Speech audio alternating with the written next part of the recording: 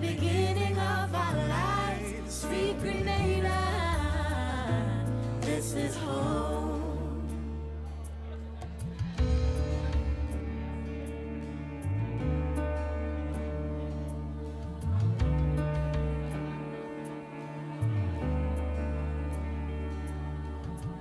God bless the land waiting for me. I spend my life away, but this is where I wanna be.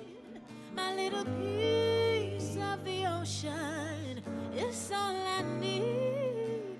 If it was up to me, I'll never leave. And do you hear? It's the songs the birds are singing. Do you hear?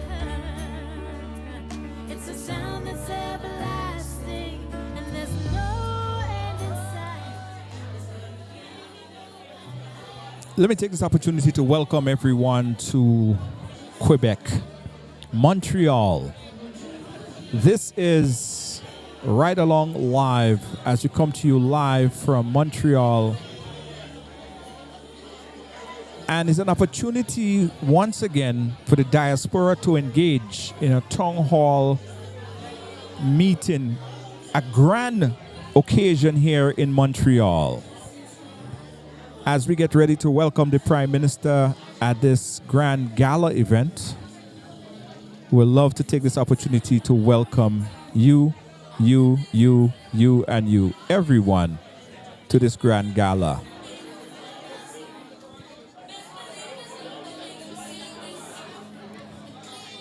My name is Junior George, and of course, it's always a pleasure to have you here with us.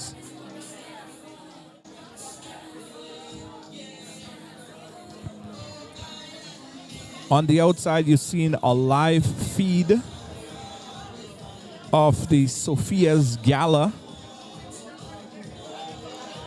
And trust me, guys, trust me, ladies and gentlemen, this is going to be an occasion that a lot of people here in Montreal will not soon forget.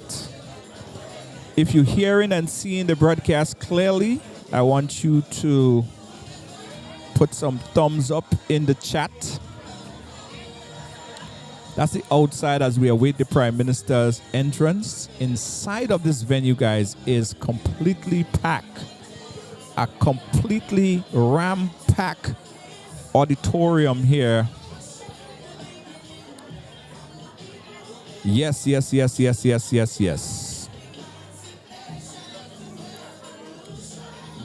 We await the Prime Minister from the outside. As you can see, the cocktail period went on for just about half an hour. And as the cocktail wind down and the Prime Minister is in the close proximity to the venue, we are awaiting him outside. Once again, we want everyone to share the live, share it a few times, put it in a chat, invite a friend. Thank you so much. Thank you so much.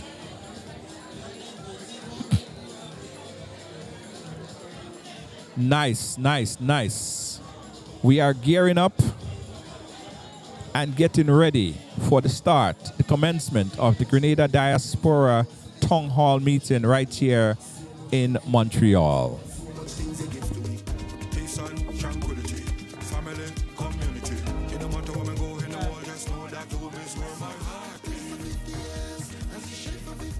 One, two. Okay, ladies and gentlemen, just a few household rules. We ask that you turn off the cell phone or put them on silent mode so we don't interrupt the session.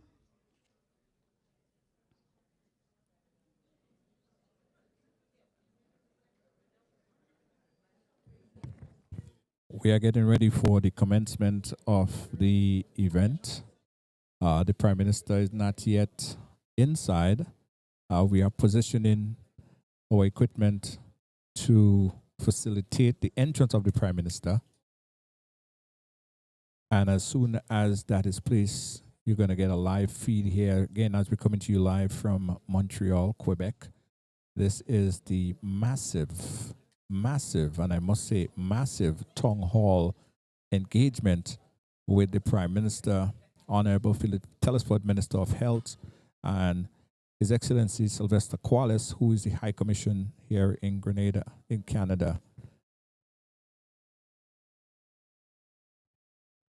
And again, guys, in a little while, I'll give you a chance to see the crowd, the massive turnout here for this event.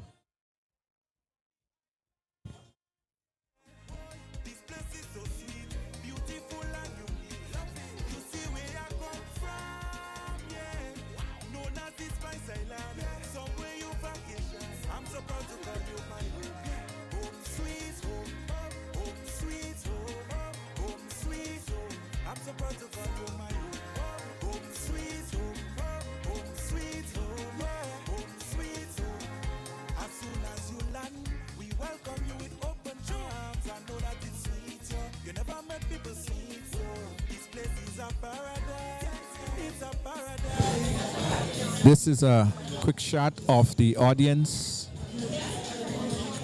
and the turnout here again is massive. We expect to be engaged. Of course, the Prime Minister expects to be engaged with the Grenadians here in Montreal. And some of you guys might be seeing some faces you haven't seen in a long time. And this is probably your opportunity to engage them. Yes, they're here in Montreal. A lot of folks came in from Toronto to be here. A lot of folks came in as far as New York City because they missed the first one, so they decided to be a part of it this time around. This is live broadcast. You can see the crowd right now awaiting the entrance of the Prime Minister here at the massive town hall meeting. We'd like to thank and welcome and big up the organizers of this event here.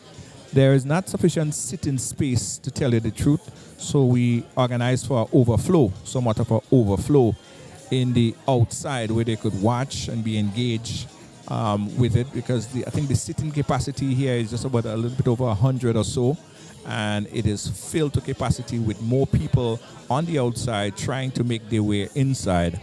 And that's how it is right now, and the organizers are trying to facilitate more. Prime Minister will be here in 4 minutes.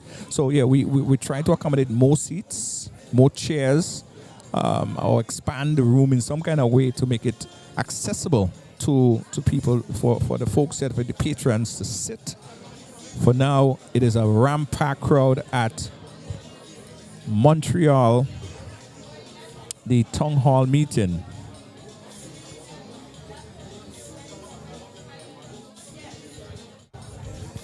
In the meantime, we have a guest book at the entrance of the hall, so you can include your name and email address so you can get direct communication from the High Commission office in Ottawa. Cathy Olivier will assist us with that. And at the end of this session, you will win yourself a nice prize. So it's a win-win situation. Don't forget your names, email address, contact information, so you can keep abreast of all the happenings through the High Commissioner office.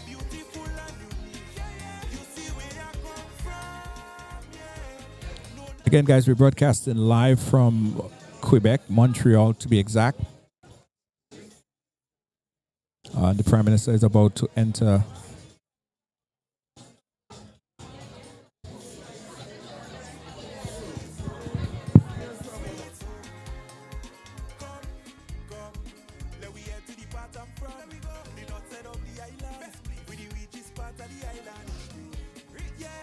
I'll show you where the carrots place called St. Patrick, so sweet.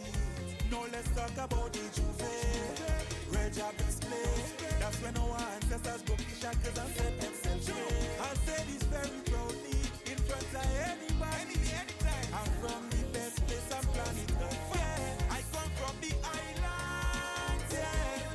This place is so sweet, beautiful and unique. You see where I come from. Yeah. Known as the Spice Island, somewhere you vacation. I'm so proud to call you my home. Home sweet home. Home sweet home. Home sweet home. I'm so proud to call you my home. Home sweet home. Home sweet home. Home sweet home. Yeah.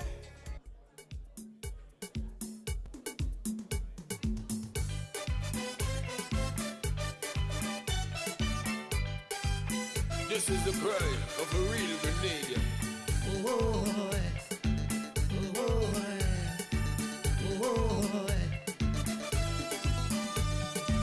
We're in a difficult time, we all must agree. Many challenges we face in our country. Everything we held so dear, destroyed in a day. Real. What will our future hold? Father God, we pray. Every day. Again, guys, we are getting ready to start. The Prime Minister is going to be here in just a couple minutes at this grand ball event. In the meantime, let me take this opportunity to big up and thank everyone that's watching from around the world. I see D in... D, where are you from? Where are you watching us from, D. Andrew? Where are you from? Let me know where you guys watching us from, guys. Let us know where you're watching us from. The diaspora, Montreal, guys, is heavy. Montreal turned up today. Montreal came out in full support. New York City, Brent, thank you so much for watching, Brent.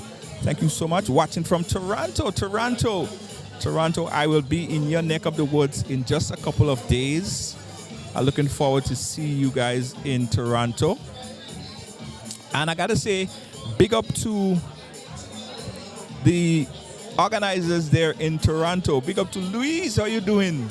Jerry, Consul General Jerry Hopkins. Thank you so much for facilitating and ensuring that this is possible. We'll also like to say, hey, big up to the folks in Old School, New Jersey. London, how you doing? Big up yourself. Grenada, big up yourself. Thank you, Grenada. Watching from Selena, watching from Brooklyn. Hey, Selena, thank you so much for watching, checking us out from Brooklyn, St. Mark. Richmond, St. Andrew, this is my neck of the woods. This is my neck of the woods. This is my neck of the woods. Big up to Richmond. Brooklyn, New York. Dorel watching from the USA. Thank you, Dorel. We appreciate you. Watching from Montreal. Dory, you're watching from Montreal and you're not here? I understand, Dory. I understand. You can't be here. I completely understand. St. Vincent and the Grenadines. St. Vincent and the Grenadines. How you doing? Big up St. Vincent and the Grenadines.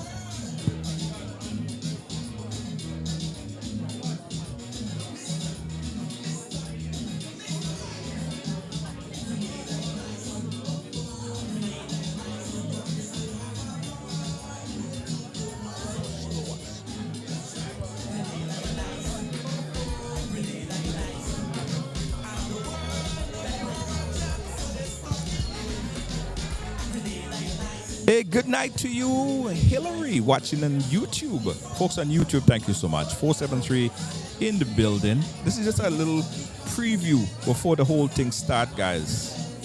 We're live here in Montreal. The Prime Minister is about to make his entrance here at this grand hall at Sophia's.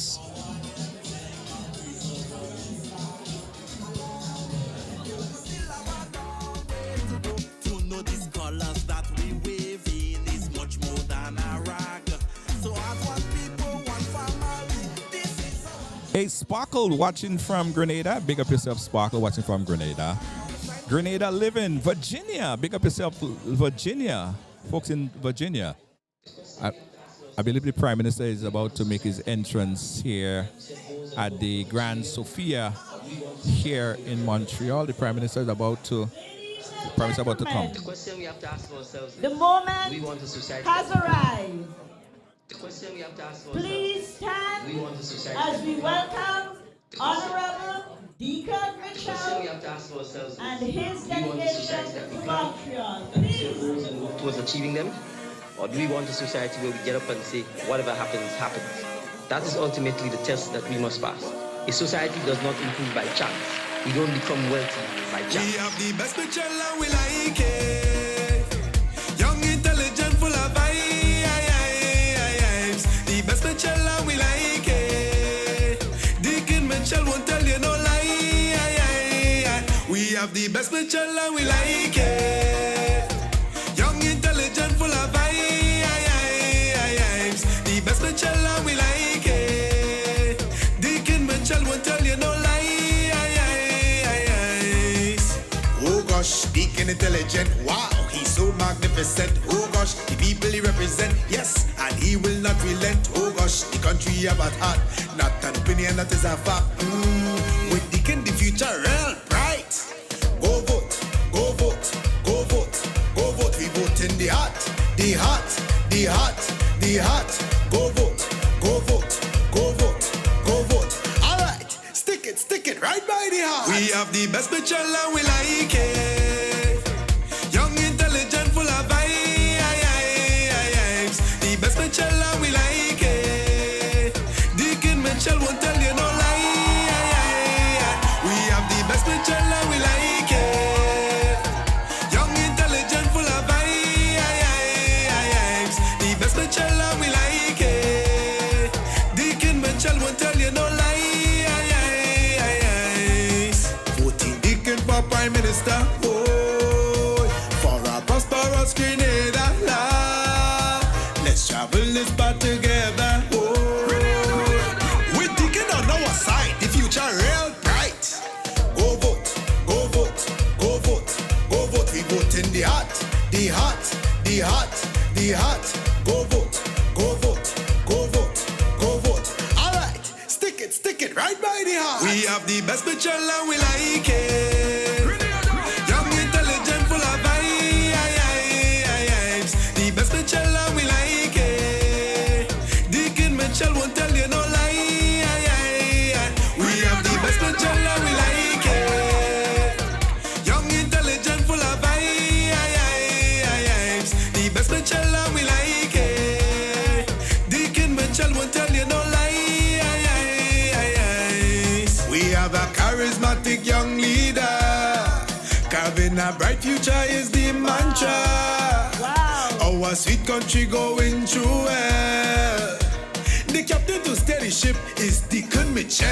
Go vote, go vote, go vote, go vote. We vote in the heart, the heart, the heart, the heart. Go vote, go vote, go vote, go vote. All right, stick it right by the heart. We have the best picture and we like it. Young, intelligent, full of vibes. The best picture and we like it. Deacon Mitchell won't tell you no lie. Montreal, you showed up and you showed out. Wow, wow, wow. That was phenomenal. We want to do that again? At the end. Calm down, at the end. Please have your seats. Thank you.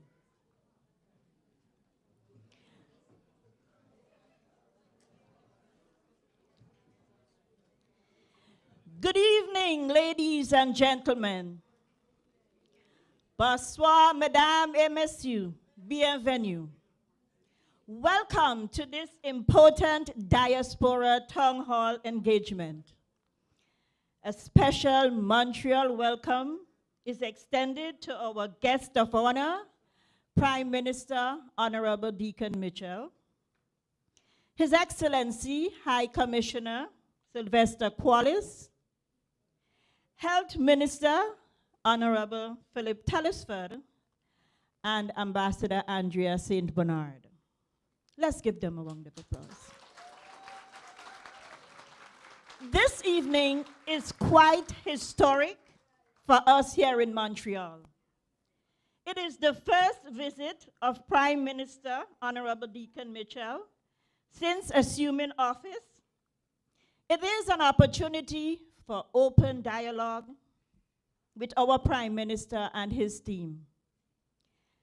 After the presentations, you will have an opportunity to share your perspectives, ask the questions that matter most to you, and discuss how we as Grenadians and friends of Grenada, most importantly, can partner together for the national of our beloved country.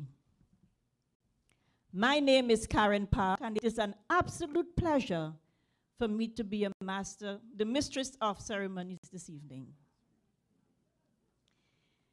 Before we officially begin the program, it is important that we acknowledge the land on which we gather and recognize the indigenous people who have been stewardship of this land.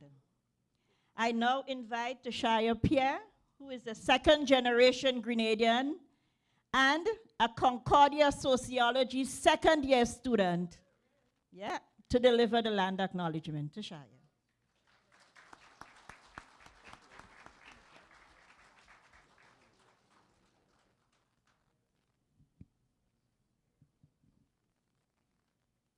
Good evening.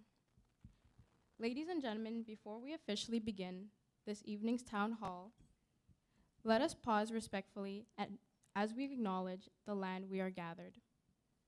We are assembled on the traditional and unceded territory of the Ganikahaga, the Mohawk people who are recognized as the custodians of the lands and waters.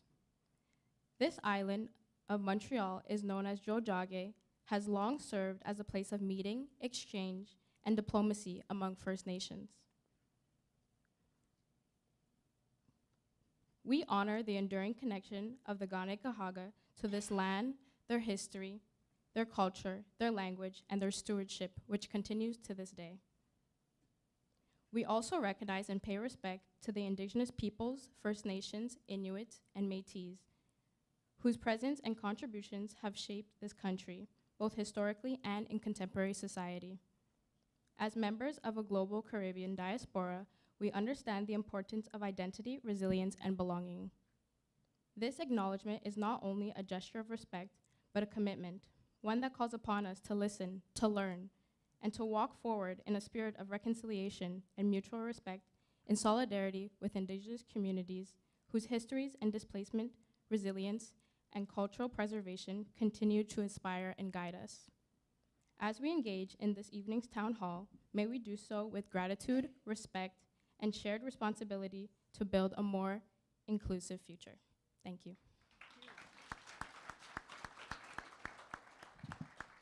Thank you, Tashaya. In everything we do, we must give thanks to the Almighty. I ask you to pause as I invite Rosemary Williams, first-generation Grenadian from Big Parish, St. Andrews, and a strong community advocate here in Montreal, to offer the opening prayer. Rosemary.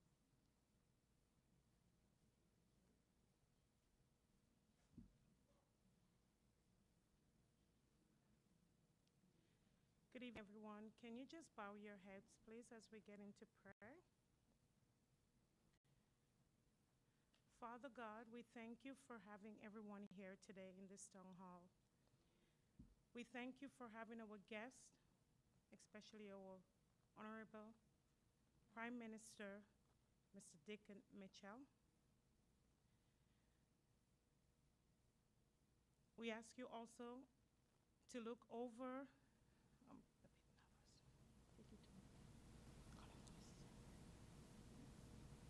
Mr. Philip Telesford, also Mr. Sylvester Qualis, Ambassador Andrea St. Bernard. Lord, as we gather here today, we ask you to anoint every one of us that is in here, especially our Prime Minister. We ask you to grant him the wisdom, discernment, and strength that he will be able to lead our country and the people. Lord, I ask you to lay your hand on him in whatever he does. His family, I ask you to bring forth the strength to every one of them and peace to the Grenadian people. As we gather here, Lord, I ask you, whatever is being said today, that it can anoint every one of us. Give us the wisdom that we be able to bring forth all the things that we wish for, that our Prime Minister can bring forth all the good things to our country and our people. Lord, we ask you that you can just open ways for us as Grenadians, that we will be able to go forth into this land, into this journey, where we can at least achieve the things that we're aiming for. We ask you for guidance. We ask you for peace and unity from our people. All these things I ask in your holy and precious name. Amen. Amen. Thank you, Rosemary. I now invite everyone to join me as we pay tribute to the nations that unite us, our home here in Canada, and our beloved homeland, Grenada. Please rise for the national anthems of Canada and Grenada.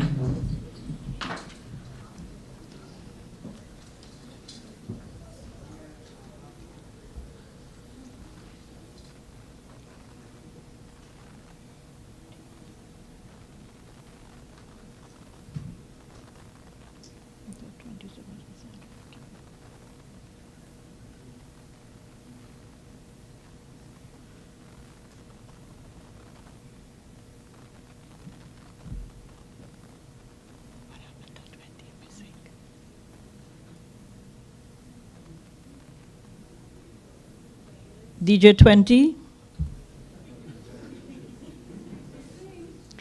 I can sing it, and you guys gonna join me.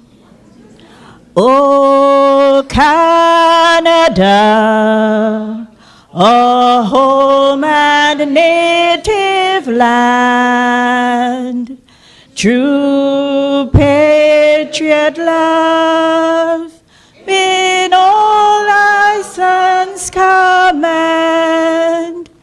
With glowing hearts we see thee rise, not strong and free. From far away, O Canada, we stand on guard for thee. God keep our land glorious and free. O Canada, we stand on guard for thee. O Canada, we stand on guard for thee.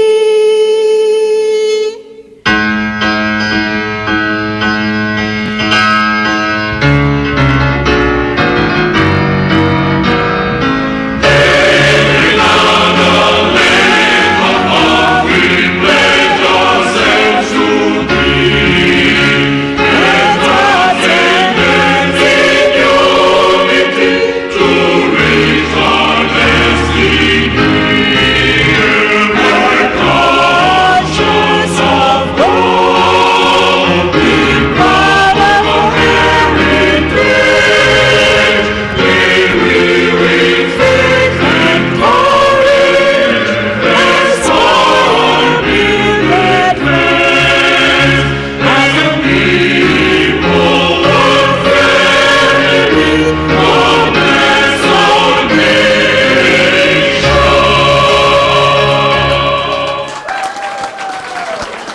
You may be seated. Thank you. Thank you. That was beautiful. Approximately 65,000 Canadians of Grenadian heritage lives in Canada, with roughly 12% residing here in the province of Quebec. This translates to nearly 8,000 Grenadians and their descendants. Whether you were born in Grenada or are part of the diaspora's first or subsequent generations, we are all united by a shared love and a collective vision for the future of our beloved homeland, Grenada. Therefore, the importance of this town hall should serve as a reminder that we are not just citizens abroad, but strategic partners in growth, development, and investment. Our first presenter is the chief custodian of all 65,000 of us, leading our newly re-established Independent High Commission in Ottawa. It was a proud moment for those of us who were present at the reopening of this important office. He hails from Birch Grove, St. Andrew, big parish again. Prior to joining the diplomatic corps, His Excellency Sylvester Quallis was a public servant for 28 years with the government of Grenada. He is a former member of parliament. He is also a steadfast Christian and is a mentor to many. His endeavor to be a positive influence on others. He is a firm believer that education is a powerful tool to alleviate poverty. He adopts a holistic approach in harnessing and developing the potential in youths and the less fortunate by providing scholarships and job creation through his business ventures. He is a fierce advocate for our community, working tirelessly to strengthen bilateral ties and ensuring that every Grenadian in Canada has a voice in our nation's development. I now invite His Excellency Sylvester Quallis, High Commissioner of Grenada to Canada, to deliver some opening remarks. His Excellency.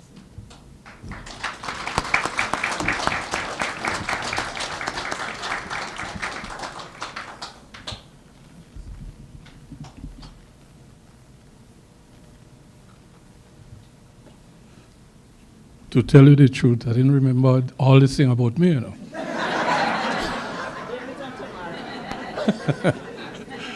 Because, no, serious. I say, what? When I hear that, I say, that's me? No. All right.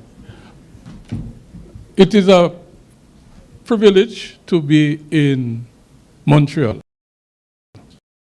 among Canadians. Walking in here, I was very surprised that so many of you all turn out to this meeting.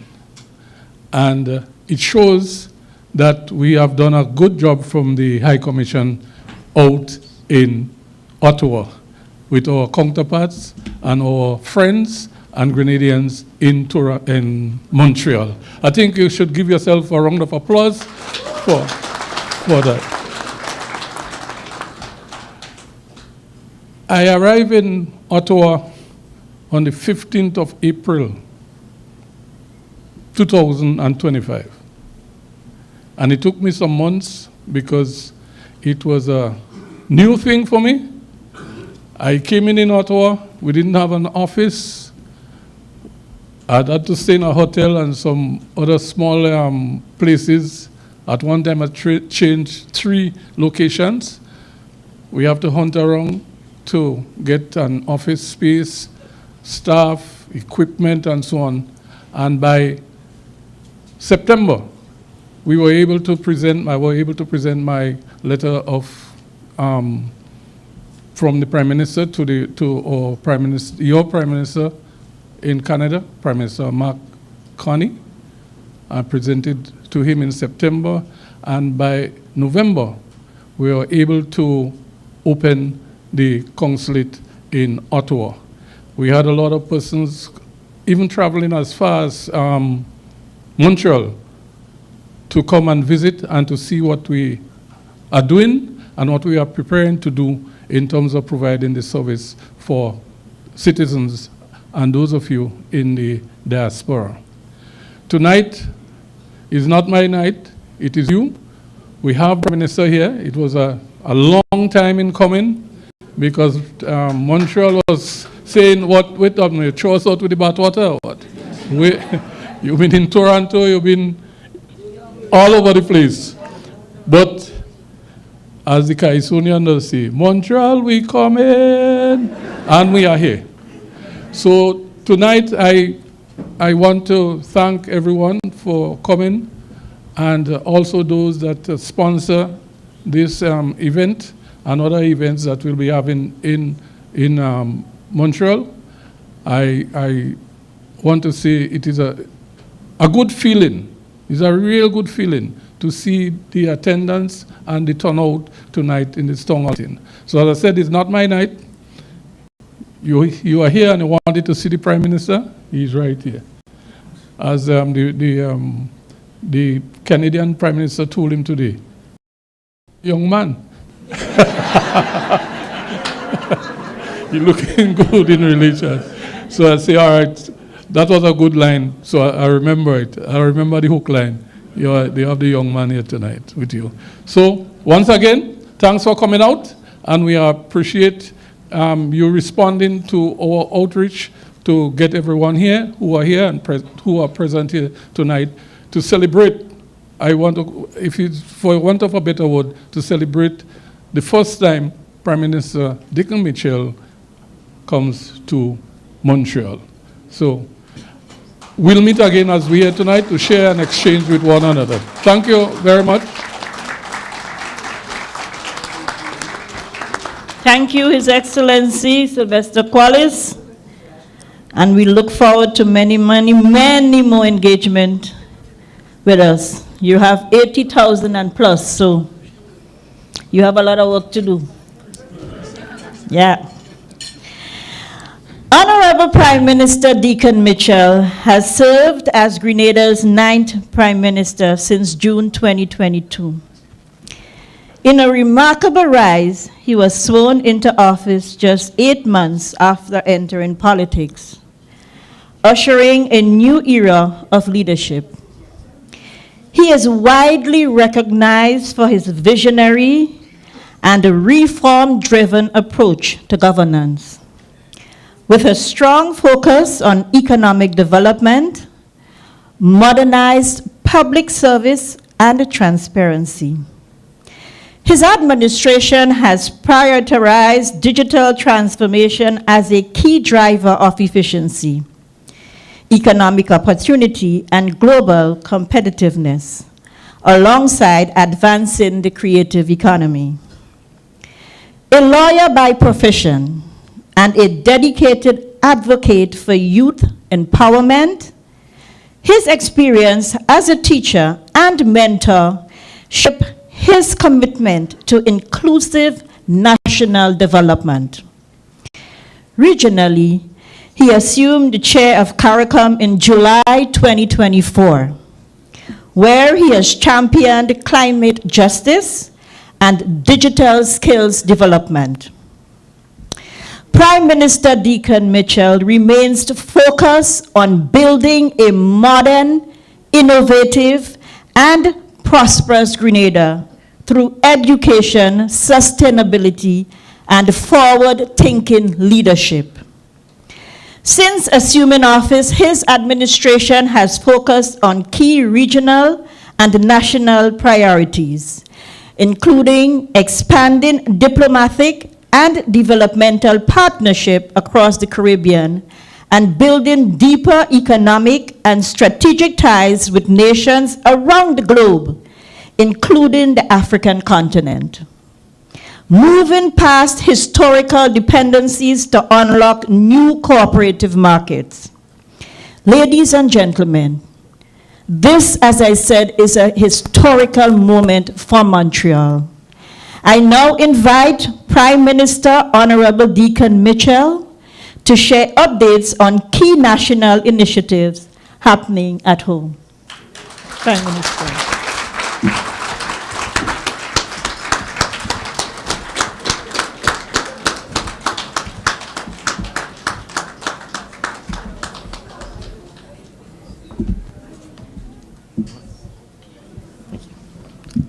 Thank you. You may have your seats, please.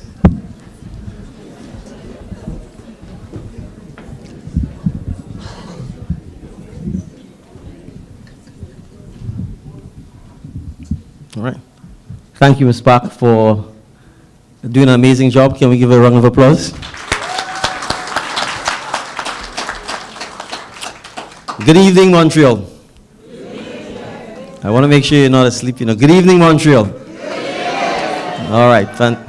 Thank you very much. It's an amazing honor to be with you finally this evening. I know it's been long in coming, but I'm absolutely happy to be here, and sometimes we save the best for last. So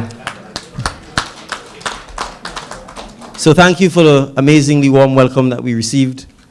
It is heartwarming, it's uplifting, and it's inspiring. And I'm really happy to be here with you in person so that we can have this engagement. With me is the Honorable Philip Telesford, a Member of Parliament for St. George Southeast and our Minister for Health. And he is here in person to provide some of the updates that have been taking place with the health sector in Grenada.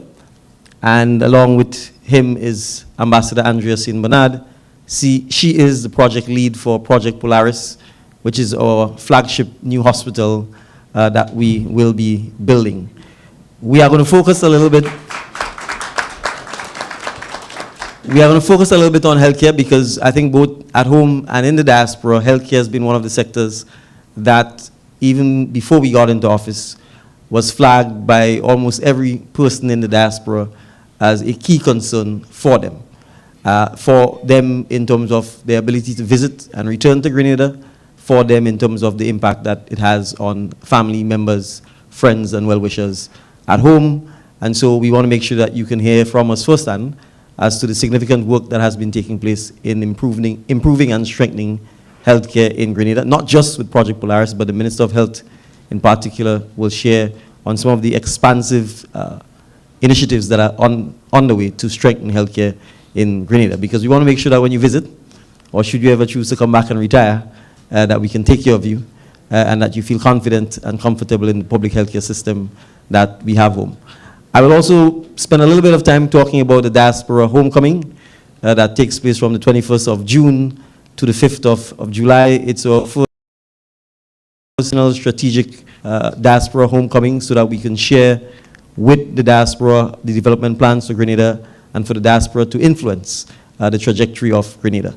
The development of Grenada is for Grenadians wherever you are, and we want to make sure that you play an integral role in the development of your island. And so the Diaspora Homecoming is simply part of what will be a broad and sustained effort to make sure that we move beyond remittances or beyond disaster relief to ensure that the diaspora plays an intentional and strategic role in the development of Grenada going forward. So those are the two areas we'll focus on. But of course, when we get to the question and answer session, you can ask me anything you want on any subject. There would be no limitation to that. So do we have a deal? Yes. All right, fantastic. So I will ask the Minister of Health to go first. Then I will ask Ambassador St. Bernard to go. And then I will come back and talk a little bit about the homecoming, and then we'll open up for question and answers. But before doing so, I think it's important, since I'm here, to start by expressing gratitude and appreciation for the amazing support that we've received as a government and as a party from the diaspora. I have to say, and this may sound political, but if the elections were called now, we're sure we would win in the diaspora, hands up. But yes, but beyond that, I think your advocacy, your support, your prayers, your concerns, your criticisms have all kept us in line. It has kept us grounded. It has kept us humbled, but we've also been inspired by the support, the love, and the encouragement. And it certainly means a lot for me when I travel to have Grenadians, wherever they see me on the airport, in the street, to come up to speak to me, to express their concerns or to express support or encouragement, or to simply say, keep up the good work. It means a lot because it therefore means Grenadians everywhere are paying attention to what is happening and are prepared to call us out if need be and to hold us accountable. And so please continue doing so. We welcome the support. We welcome the criticism because we obviously want to grow and keep getting better at what we do. We see this as a pivotal time in Grenada's history. To a large extent, the political landscape have been dominated by the same set of people, if I may put it this way, for the last 40 years. And without doubt, a younger generation of Grenadians are getting involved in public service. Now, I use the word public service to describe politics because I want to emphasize that that is what we need. We need persons who recognize that if you run for office, you are there to serve the public. The public interest should always come first in the decisions that you make. And we need to make sure that this is cemented in the ethos of politics in Grenada. We cannot go back to the days where people see public office as a means for self-aggrandizement or as a means to victimize or use political office to sideline people or to victimize them or to prevent them from sometimes just getting a job or earning a living. It's important that we encourage the right type of moral values that underpins our democracy, that underpins our public service. And the diaspora is a key part of this because you live in a democracy. You understand the importance of representation, you understand the importance of transparency and accountability, and we need you to make sure, not just for this government, but for future generations of governments, that we do the right thing for the country, we do the right thing for the public, so that we can sustain our democracy. Democracy is quite fragile. It's something that you have to constantly grow and nurture, and if you don't, it's quite easy for tyrants to get into office, even through the democratic process, and then to use the power that has been given to them, not in the interests of the citizens, but for their own personal aggrandizement. So this is something that we want to ensure that going forward that we protect our democracy, we protect our citizens' right to criticize the government, but at the same time also to make suggestions, make recommendations on how we can improve our governance. And so you can recognize, for example, under this administration, that we don't sue people left, right, and center, even when they are flat out lying on public officers, even when they're making stories up, because we actually think that the value of free speech outweighs sometimes the criticisms that you get as a public official. As we say in Grenada, you can't play mass and trade powder, right? But at the same time, obviously, we also want to encourage responsible and fact-based discussion, and so it's also important, particularly in the era of social media, to make sure that we double-check and triple-check and hold people accountable to the truth and to fact and facts-based discussions rather than simply making things up. And of course, we know with the significant growth in social media and with artificial intelligence, you can literally make up stories and create deep fakes of everyone and anything. So being here in person, having the opportunity to speak live with you, having the opportunity to engage with you is one way of ensuring that the truth matters and that we can engage in an honest, open, and transparent manner. So thank you very much for giving me the opportunity to make those introductory remarks. I will now call on the Honorable Philip Telesford to provide his update on the various aspects of healthcare in Grenada. Thank you.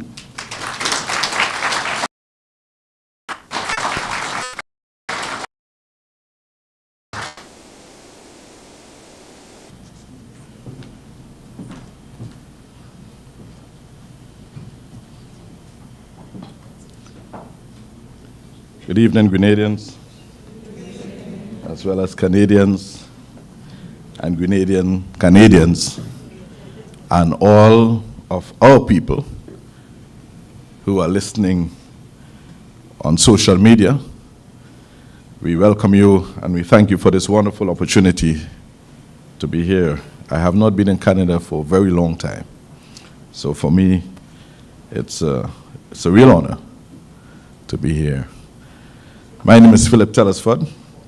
I am the Minister for Health in Grenada, and it is my privilege to share with you some of the updates that we have been doing. I'm sure, being in the diaspora, you would have heard quite a lot of things. I can assure you, most of the things that you've been hearing that are not coming from the mouth of government officers and the public servants are untrue. I would zoom in with one of the most critical areas that has plagued Grenada for a number of years, and that is emergency care. We have a system in place, we have protocols in place, and we also have video recordings that measure the amount of time that it takes when people come into the emergency room and the service, and when they actually get service. And we have had instances where we have flipped back the recordings only to realize that some of those pronouncements were really far from the truth. But we understand that. We understand that when people are waiting, the time appears to be much longer than the actual wait time. So we have purchased and commissioned 2 new ambulances outfitted with the latest equipment that is in line with international standards, bringing us to a total of a fleet of 12 ambulances. 5 are stationed at the General Hospital, 1 at Princess Royal in Carriacou, 3 at Princess Alice, 1 at Mungay, 1 at Sates, 1 at St. David. We have also purchased 42 radios. And those radios have been installed across the health system. And that too is important because it helps with our ability to communicate effectively. Prior to our coming into office, cell phones were the order of the day. And many of our staff was hesitant to use their cell phone to do government business.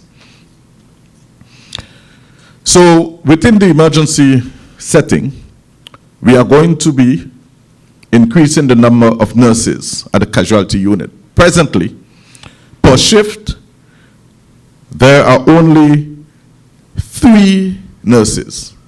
1 registered nurse, 1 staff nurse, and 1 assistant nurse. Think about it. And we are fixing that, and I'll tell you how and when. Just imagine that only 3 nurses, and every time there's an ambulance call, a nurse must go to the must accompany the orderly and so on, the driver on the ambulance. If someone has to go down to the ward, a nurse has to go. And if there is someone in the trauma bay, a nurse must be stationed in the trauma bay. So the situation that we are currently faced with is an impossible situation. This we are going to fix. Sadly, over time we were trying to figure out what was actually going on in the emergency unit. And nobody was actually telling us what was actually happening. Until we called an emergency meeting just 2 weeks ago, myself and the permanent secretary, following a complaint from one of the patients that they waited an inordinate amount of time. We called all the various players, only to find out that the real problem was the inadequate number of nurses. Now, the problem is we do not solve problems. We do not approach problems. So when we have nurses who graduate, we simply disperse them across the system without targeting areas and plant the nurses in the area to solve problems. That is what we are going to do this time around. So we are going to increase the number of nurses in the emergency unit in very short order. We have in training a number of orderlies and emergency medical technicians. That is also very critical because what was happening in the past, we were taking people off the street and giving them a job without having the adequate training to be able to address emergency care. That is happening as we speak. We will complete the first cohort of training in the month of June, And in October, another cohort of training for emergency medical technician and orderlies will happen.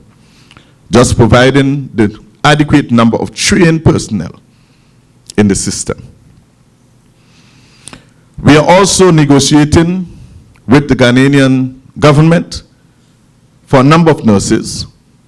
So far, the first batch is going to be in the region of 30 nurses, and we will ensure that adequate number of nurses are planted in the emergency unit to facilitate emergency care. That is a problem, that is a low-hanging fruit that can be resolved. And mind you, these areas are specialized areas. So we cannot just put somebody there. They must understand emergency care in order to be placed there. We have purchased and installed a new kitchen equipment and relocated the old kitchen. When we got into office, the kitchen condition was so deplorable, the staff could not have worked in the system. Very, very bad. And so we are able to purchase the equipment, install it, and relocate them to phase 2 in the building. And that too is critical because the diet and the care and the feeding of our patients is extremely important. Laboratory. Again, the laboratory is placed in an area that is not feasible in the 21st century. The equipment are really antiquated. And so what we have sought to do, we have purchased a number of new pieces of equipment worth millions of dollars. So we have purchased those equipment. We have installed those equipment in phase 2 of the new building. We have also articulated the national laboratory policy, gotten it approved by cabinet, sent it to legal affairs for the drafting of the legislation. As a matter of fact, we sent also the draft legislation for their edit. And soon enough, we would be able to have the laboratory legislation installed. Again, laboratory is extremely important if we have to ensure that surveillance, testing, reporting, and the correct treatment to our patients. We have embarked on a number of important upgrades at the hospital. And mind you, health is not something that takes an easy boost. It's not something that these protocols and these services that are doing internally, one may not readily recognize it. But when you bring all of it together, you'd recognize the system functioning efficiently. So a lot of pieces have to come together in this whole jigsaw puzzle to ensure that care meets the patient where they are. So, we continue with the upgrade of phase 2 of the hospital. The Radun ward, the private block, and the ICU units, all of these are going to be done. As a matter of fact, started, not done, because it wouldn't be completed by the end of this year. All of those are starting. As a matter of fact, ICU has already started. The eye clinic, presently, our senior citizens in particular, and I single them out because they form the majority of people that go to the eye clinic, have to wait in long lines up a step at on the hospital compound in the sun and rain.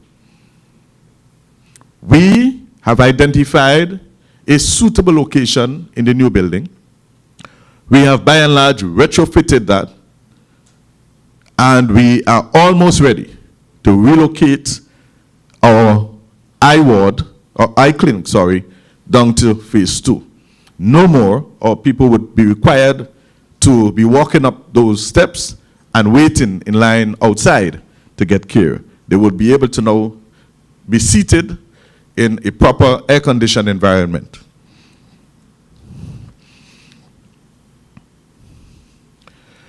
As you are well aware, we have engaged the Mount Sinai International, and they have undertaken 13 different work streams, assisted us with development of some of our protocols and systems, ready to be able to deliver the quality service that is needed. We have signed a MOU with Restoring Vision for 50,000 eyeglasses. We have also signed a MOU with the University of South Florida with one Dr. Ducoin for the receipt of laparoscopic equipment and training in keyhole surgeries. That too is extremely important. So we do have the equipment, we are using the equipment, and our doctors have been trained. And the training, of course, is an ongoing exercise. So that, again, is a major plus for us. So some of the surgeries, we would not have to be doing open surgery, but we would be able to do keyhole surgery, very small incisions. We have also signed an MOU with the Nigerian government for doctors, for 6 doctors, and we continue our lobbying for additional doctors. We are in receipt of mammogram equipment donated by one Dr. Randy Becker. He's a past alumni of the St. George's University. Again, that mammogram equipment is very important because it has biopsy capabilities. And as you're well aware, that cancer is one of the leading causes of death in Grenada, in particular breast cancer in women. That will help us with early detection and be able to render the care when needed. Ladies and gentlemen, after 50 years of having the St. George's University operating in Grenada,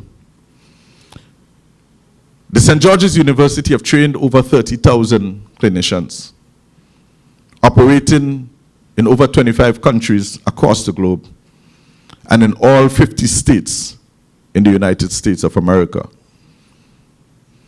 However, Grenada still continue to depend on specialists coming in from friendly governments. But I want to say to you, the buck stops with this new NDC administration.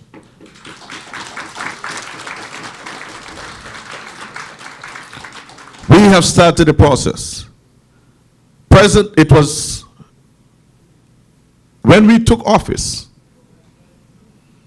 there was an attrition policy in that every 10 doctors that leave the system, the Ministry of Health was only allowed 3 to replace only 3. So we're losing 7 and we could only hire 3. Or we're losing 10 and we can only hire 3. So a 7 gap deficit on every count. We cannot continue to operate like that, ladies and gentlemen. The system has been crying out for nurses and doctors. The system has been operating at a very low and depressing standard. Our people working in the system,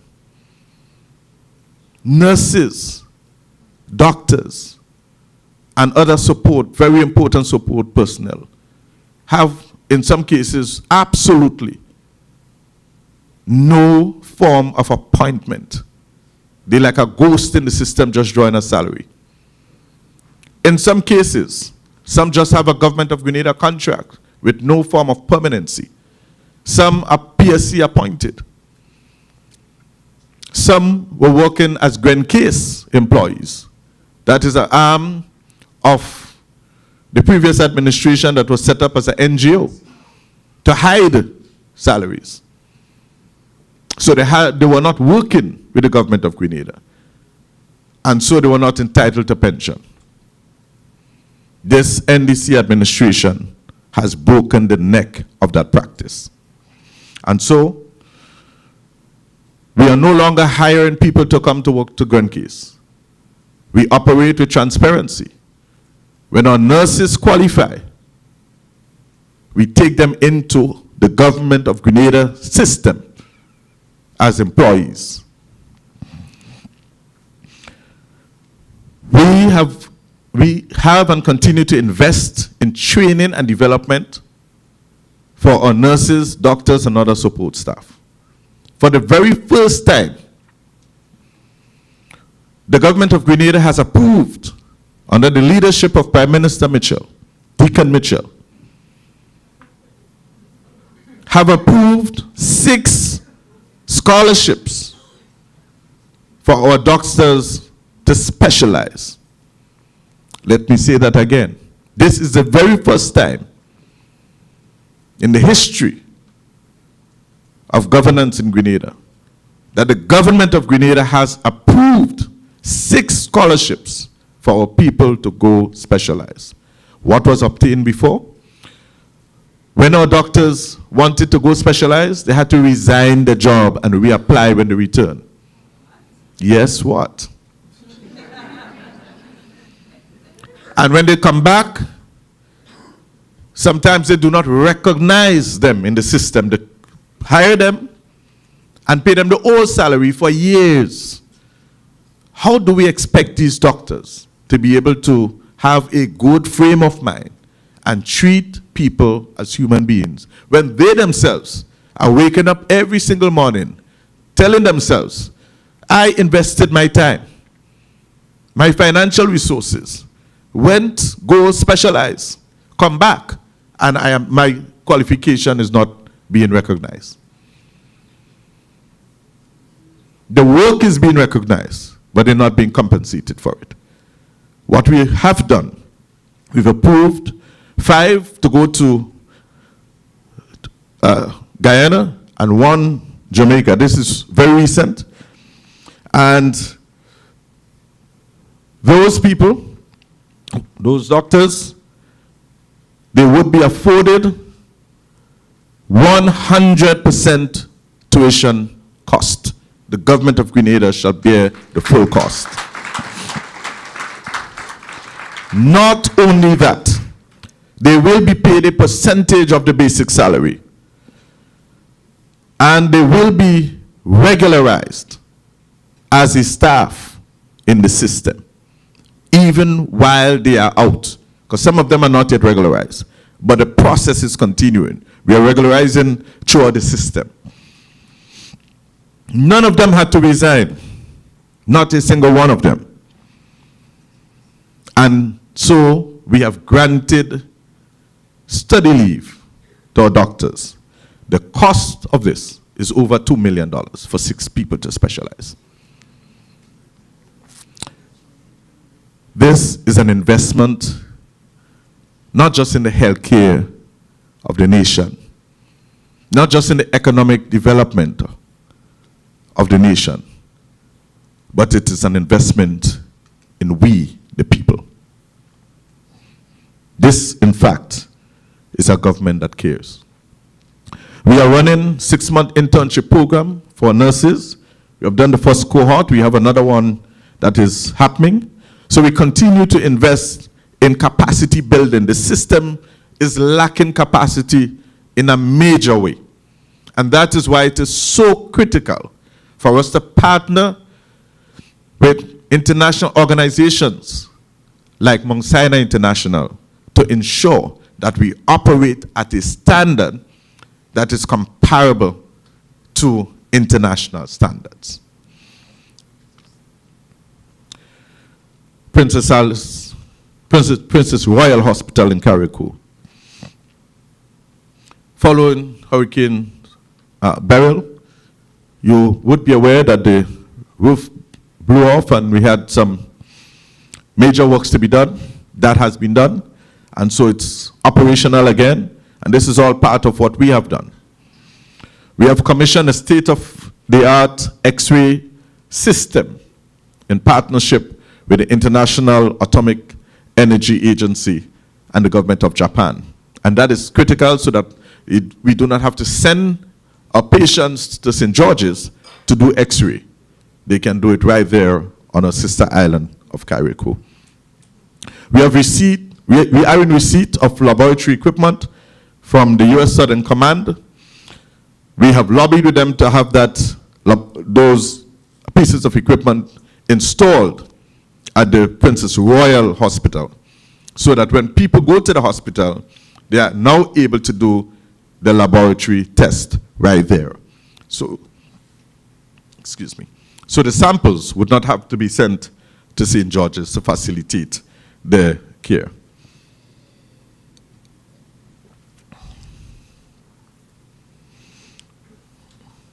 We also are in receipt of an additional clinic, which was donated by Southcom on the island of Carriacou, so that is happening there. We also install oxygen plants at Princess Alice and Princess Royal. Now, this is big. We must get oxygen right. In the 21st century, no Grenadian should have to die for the lack of oxygen. We are working feverishly to solve the lack of oxygen in our system. We are working on that. There must be, and we insist that there must be, a reliable supply of oxygen when needed. And so we have started that process, and we have had our people do training in a number of areas, including oxygen therapy, pulse oximetry, as well as investing in biomedical training. And so we continue to invest in all of these critical areas. Again, one may not readily see those things, but these are the internal workings of the ministry that are so critical to change the dynamics of healthcare in Grenada. Leadership and governance. We've completed the physician's manual, which is guiding principles for our clinicians to operate with. We have also developed a root cause analysis and peer review framework to enhance case analysis and improve patient outcomes. Within the hospital, we are embarking on a change management system to ensure that we lift our standard. So a number of new hires for the very first time will happen. And as part of the whole statutorization process to remove the bureaucracy. So we will hire a new CEO, and all of these are in train already, a chief engineer, director of quality improvements, director of human resources, and a financial controller. Can you imagine? Your state-owned hospital do not have any of these positions installed. Weak governance. We are changing that. We already have the chief engineer. He take up responsibilities on the 1st of April, 2026, and the human resources director who took up responsibilities on the 1st of June. This is all part and parcel of our change management initiative. But very close to our heart is that of primary health care. We have embarked on the renovations of 21 facilities statewide. And we have made significant progress. In Carriacou, Windward Medical Station, Dover, Leicester, and Mount Pleasant, all are complete. In Montreal, the Montreal Medical Station, that too is complete. Grand Roy and Mount Carmel Medical Stations, currently under renovation. P.T. Martinique Medical Station, currently under renovation to be completed by the end of June. Woburn Medical Station to be started in June. Sutters Health Center, currently under major renovations. Granborough Health Center, which is due to start in June. And St. David's Health Center, the contract has already been awarded and works to be started soon. These works is in the region of $11 million.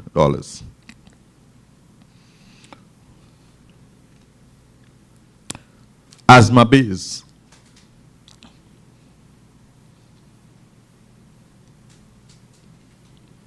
We have installed asthma bays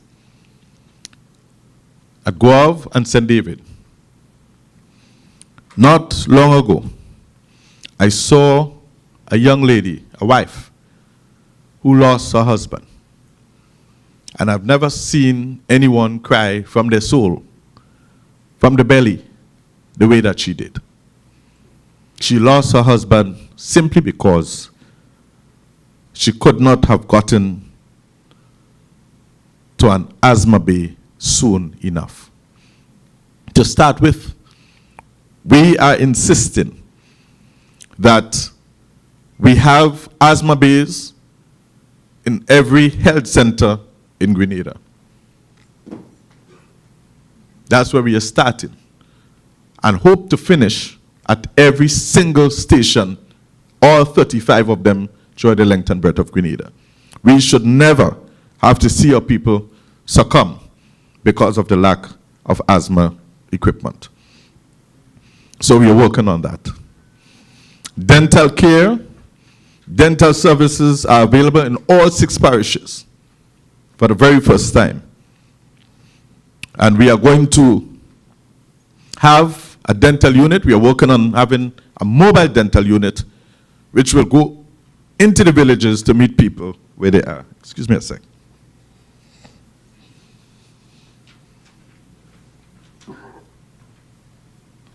Yeah, sorry about that. Health digitalization. We continue to work to improve our system in all areas. And surveillance operations are extremely important, and so we have invested in district health information system that was implemented, and we are happy to report that there is now weekly communicable disease reporting. That is important. Real-time information. Just last week, we forged with the Tourism Authority, the hotels, Ministry of Tourism, to have a tourism health program that ensure that all of these symptoms are reported as soon as it happens, so that we can beef up our surveillance to ensure that anything happens, it is reported quickly and we're able to resolve it. We will invest in telemedicine, artificial intelligence, and integrated health systems. These are serious investments that we must make. As a matter of fact, we have already engaged partners. We have been looking at different models which we can use. As a matter of fact, we do have telemedicine installed at the hospital for cardiology. Presently, we do that. So it is something that we are definitely going to expand. I spoke a little about the statutorization, breaking through the bureaucracy involving ensuring that we are able to operate it at in a more efficient manner, getting our hiring in professionals towards the change management system. National health insurance, we are pursuing national health insurance. Again, a very important aspect in the entire system. If we have to ensure that care is delivered, we have to invest in national health insurance. As you're well aware, healthcare is rather costly and it has to be financed. Grenada, as a small island state, have to find a model that works for us. We recognize that illnesses, they do not choose sides. They do not choose political parties. They do not wait on meetings. Illnesses do not wait on the latest discussion. Therefore, our health system must stand as a beacon of fairness, dignity, and compassion. We must ensure, and Project Polaris is testimony of that Same principle, which would be spoken of by Andrea.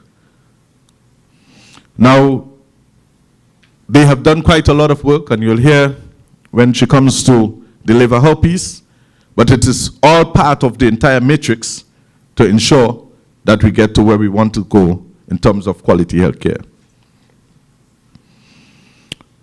We are laying the foundation, ladies and gentlemen, for a healthier, stronger, and more resilient and productive nation.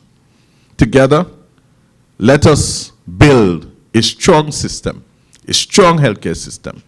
Every support that you give, every idea that you give is important to us. Thank you very much.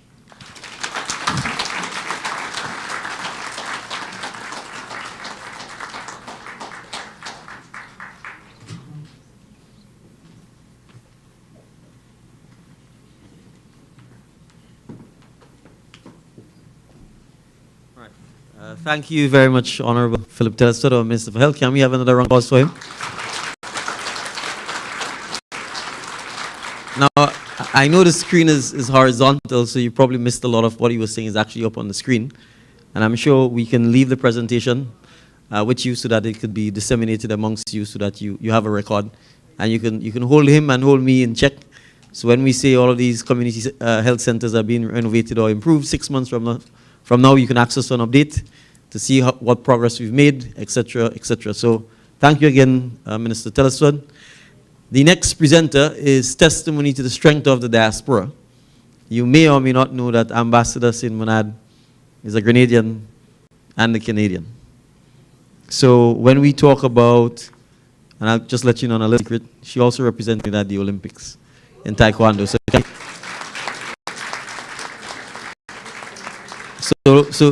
don't mess with her. So it's a perfect representation of what we mean when we say we need the diaspora to make sure that we can strategically move Grenada forward in the right direction. She is a lawyer, a businesswoman, a policy advisor, an advisor, an ambassador, and the project lead for the new hospital project.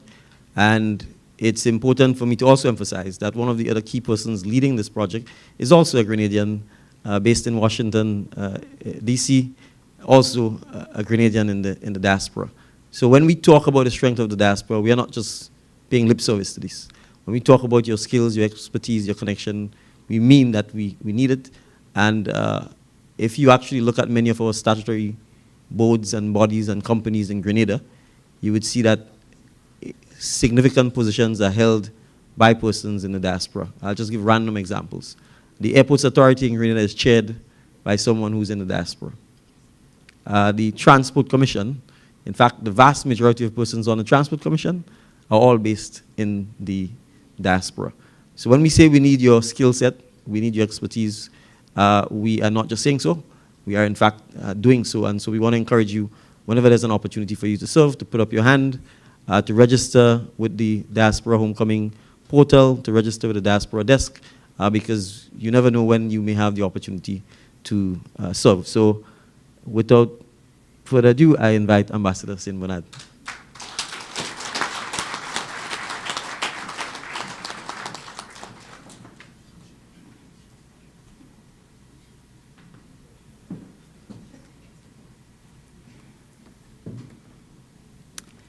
Thank you, Prime Minister.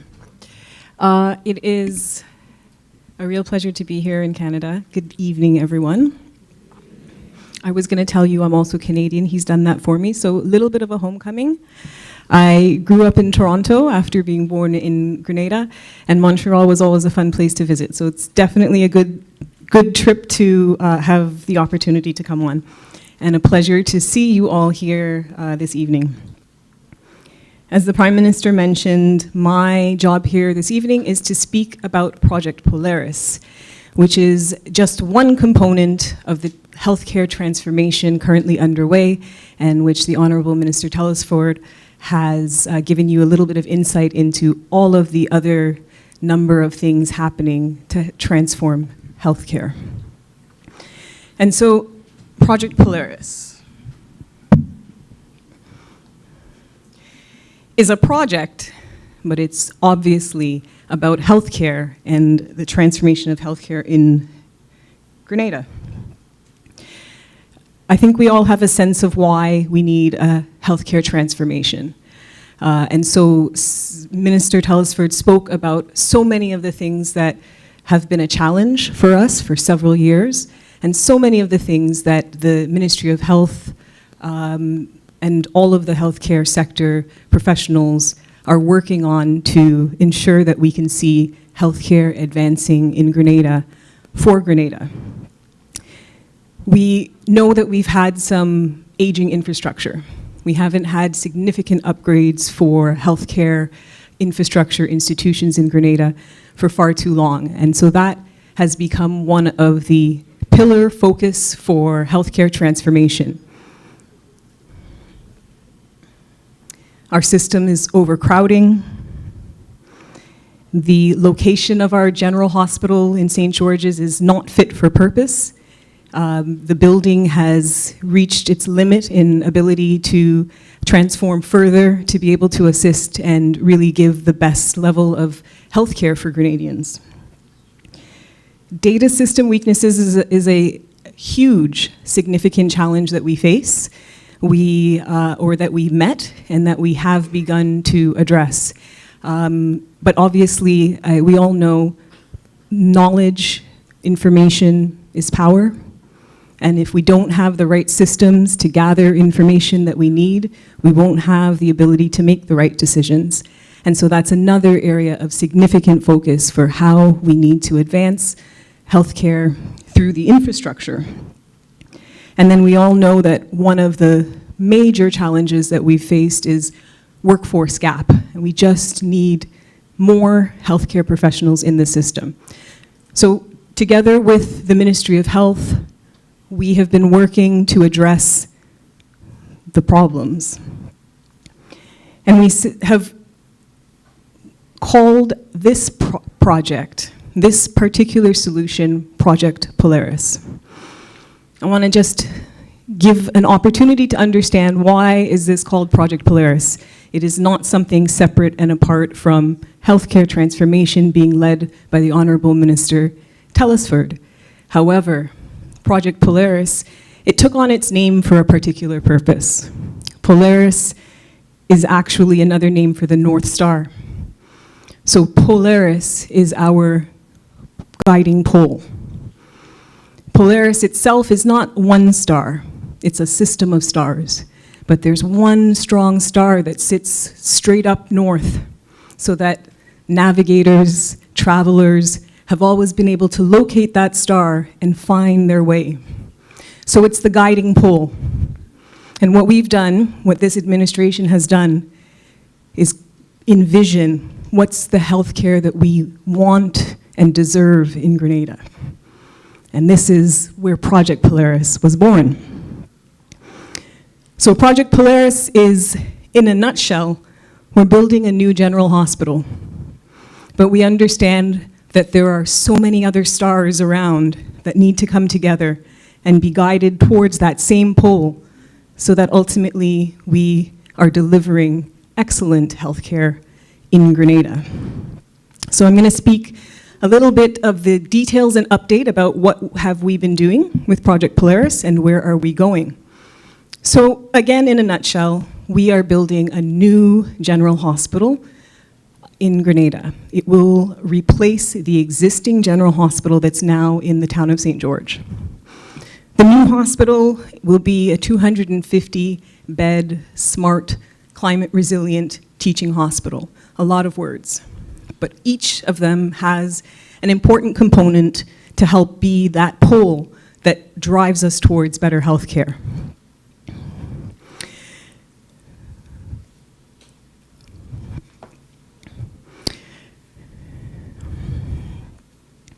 So the idea is that we're building for the future. We're building an institution, a hospital, that will be fit for purpose for Grenadians today, for the next 5, 10, and 50 years.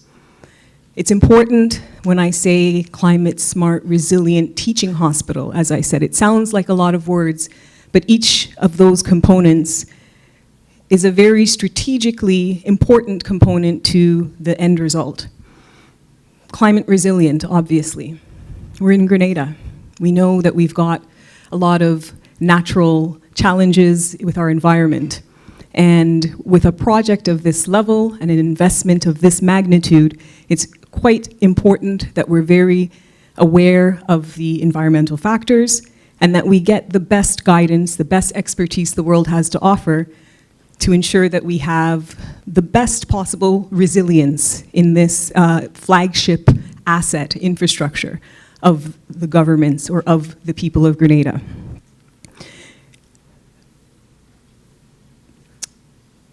Smart hospital. That's another thing that we're saying a lot. 250-bed climate resilient smart hospital. Why do we need a smart hospital? Well, a lot of the reason is, again, because of all the challenges that we're facing. One key challenge is the human resource shortage. As Minister Telesford already mentioned, we've begun doing some telemedicine, and that's just one example of how technology can really help us to address challenges, even such as workforce shortages.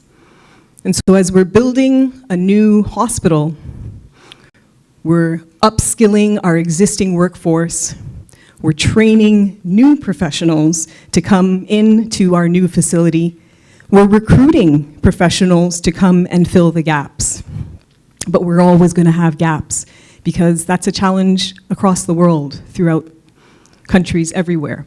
And so to help address this challenge that will be an ongoing challenge, we need the best information technology, IT, smart capabilities. We need to be able to, from Grenada, access diagnostics from specialists who may not be able to be with us in Grenada.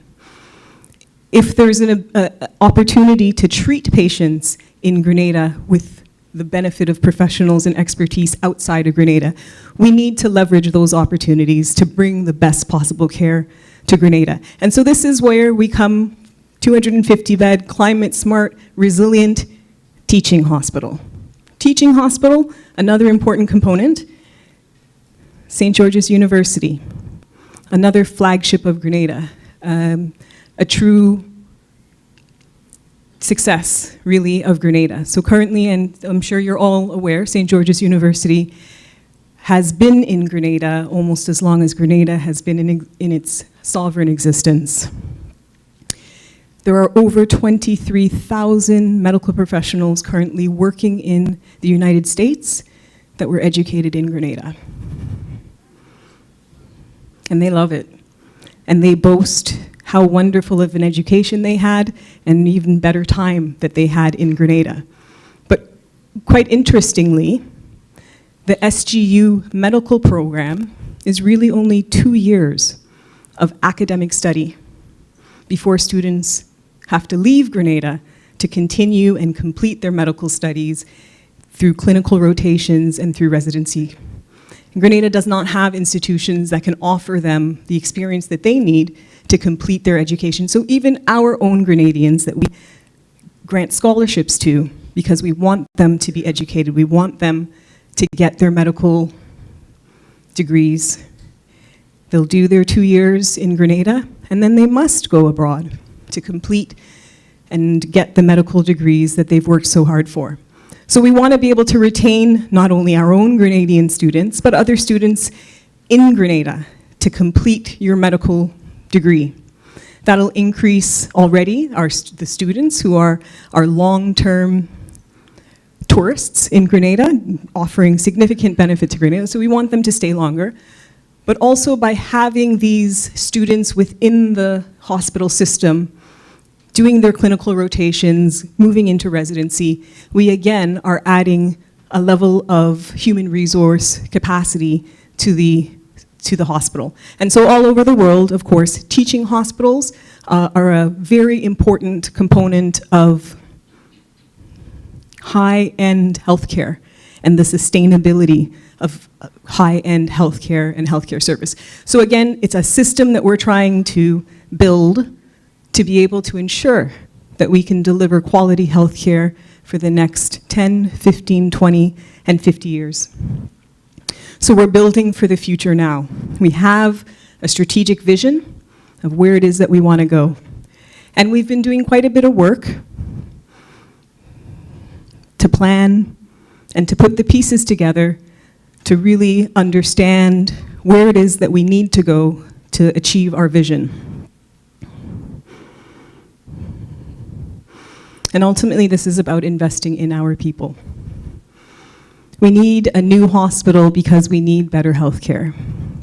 We need a new hospital because we've got exceptional healthcare professionals working now in subpar conditions, challenged every day to deliver high healthcare, but with subpar environments, tools, realities. And so we want to be able to give our healthcare professionals the best opportunity to give us the best care. Again, that means the right tools, the right technology, the right space, and the right staff to help carry the torch along with them. You, me, all of us Grenadians, we deserve a hospital and a healthcare system that works for us. And so we continue with Project Polaris to ensure every Grenadian has access to good, world-class healthcare.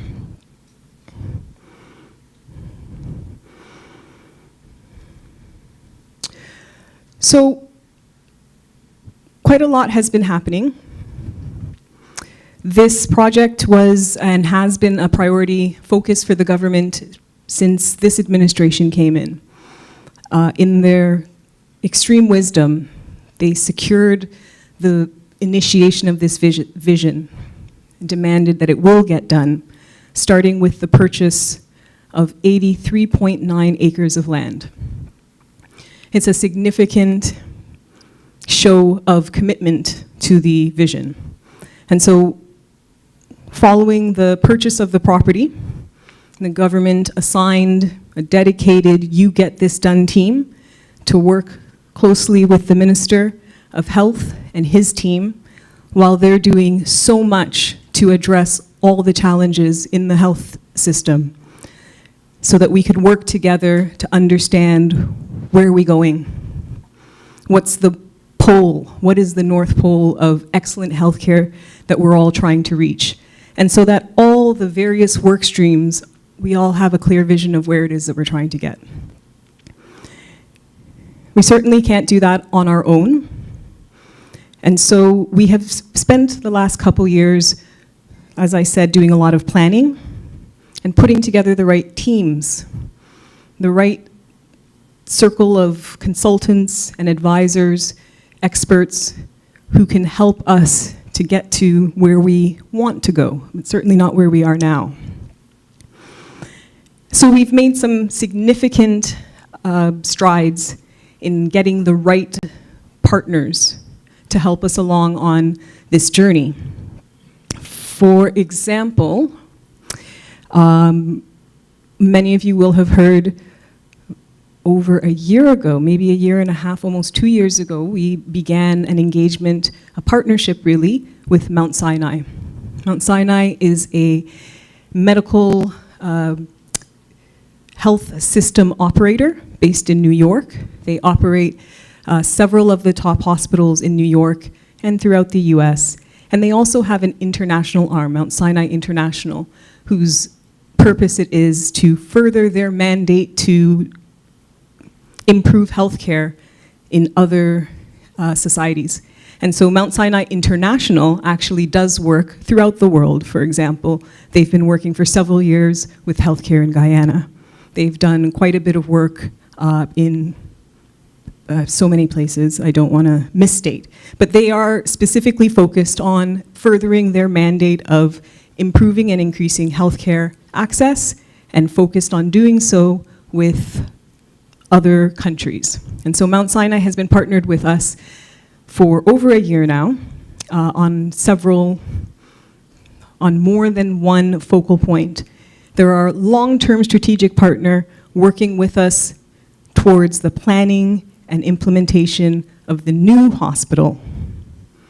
And because they're so invested in seeing our new hospital deliver excellent health care, they're also engaged with us, working with our hospital management team and the staff at the general hospital to improve health care right now. And in fact, for the last year and a half, they've been working very steady, the hospital management team, alongside consultants from Mount Sinai, to very specifically address the quality of service at the general hospital. Mount Sinai is one. We've had Deloitte working with us, and that's to help prepare our business plan, our feasibility studies, etc. I mentioned St. George's University, and it's not just by accident. They are not just there and for a mention, but they are an integral part of what we envision going forward. As I said, St. George's University is a part of the new hospital vision. Perkins & Will. Perkins & Will is a architect design firm based in Miami. They also have significant experience designing climate smart, resilient teaching hospitals, in fact, also all over the world. So again, this is a professional firm, multi-skilled, specifically focused on building climate resilient smart hospitals, and they've done so in other places in the world with similar environmental challenges, and so they're able to bring a lot of their experience, significant amount of research and expertise that their team brings to help us to put together the plans and to help us really to study our environment and situation and ensure that we end up with the right hospital for Grenada. And so what have we done so far over the last couple of years? As I said, the property was purchased. Once the property was purchased, a lot of studies have had to be done.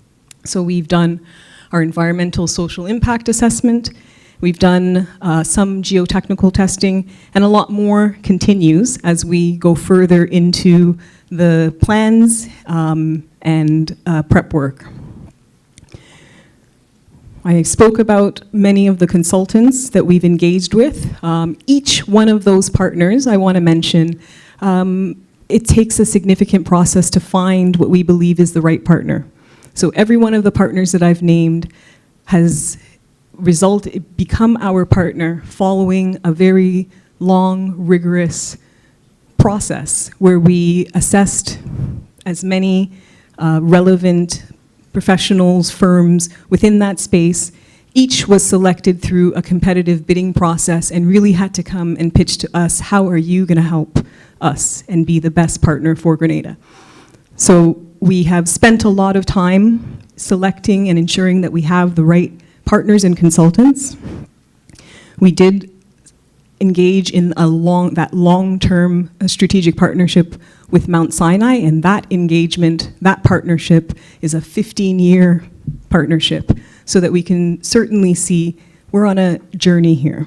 We're on a journey, and every step we get closer to our goal of delivering excellent, world-class healthcare in Grenada. We have had training, as I said, ongoing at the General Hospital, as the Minister mentioned.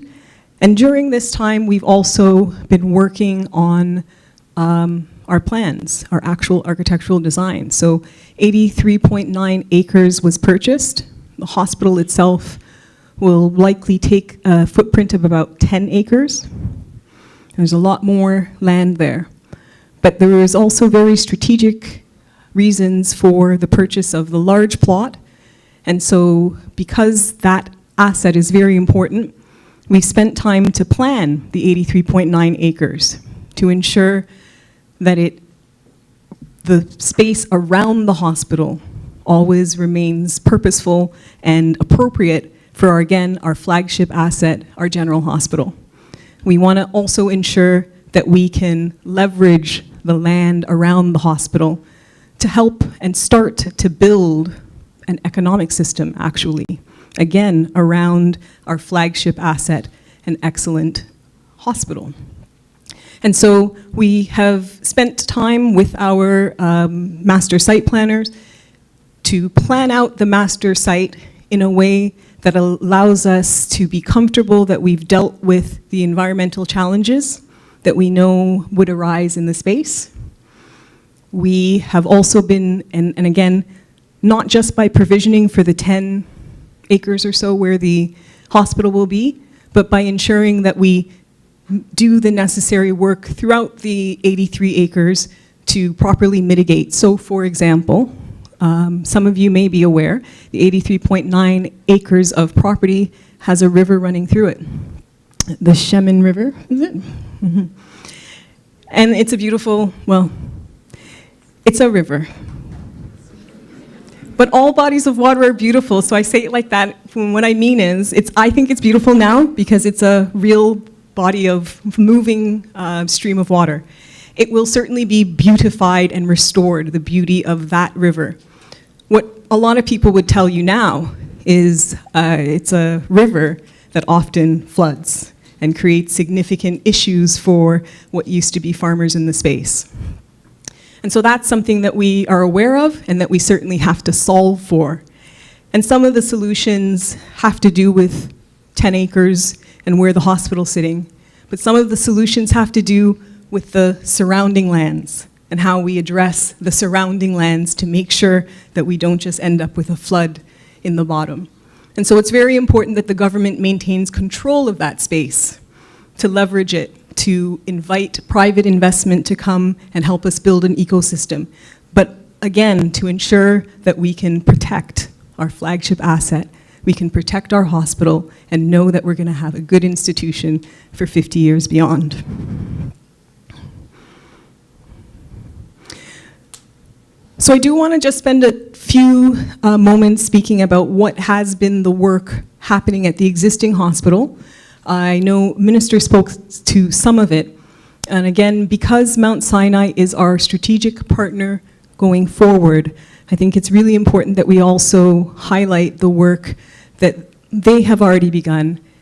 And I say that they have already begun helping to guide.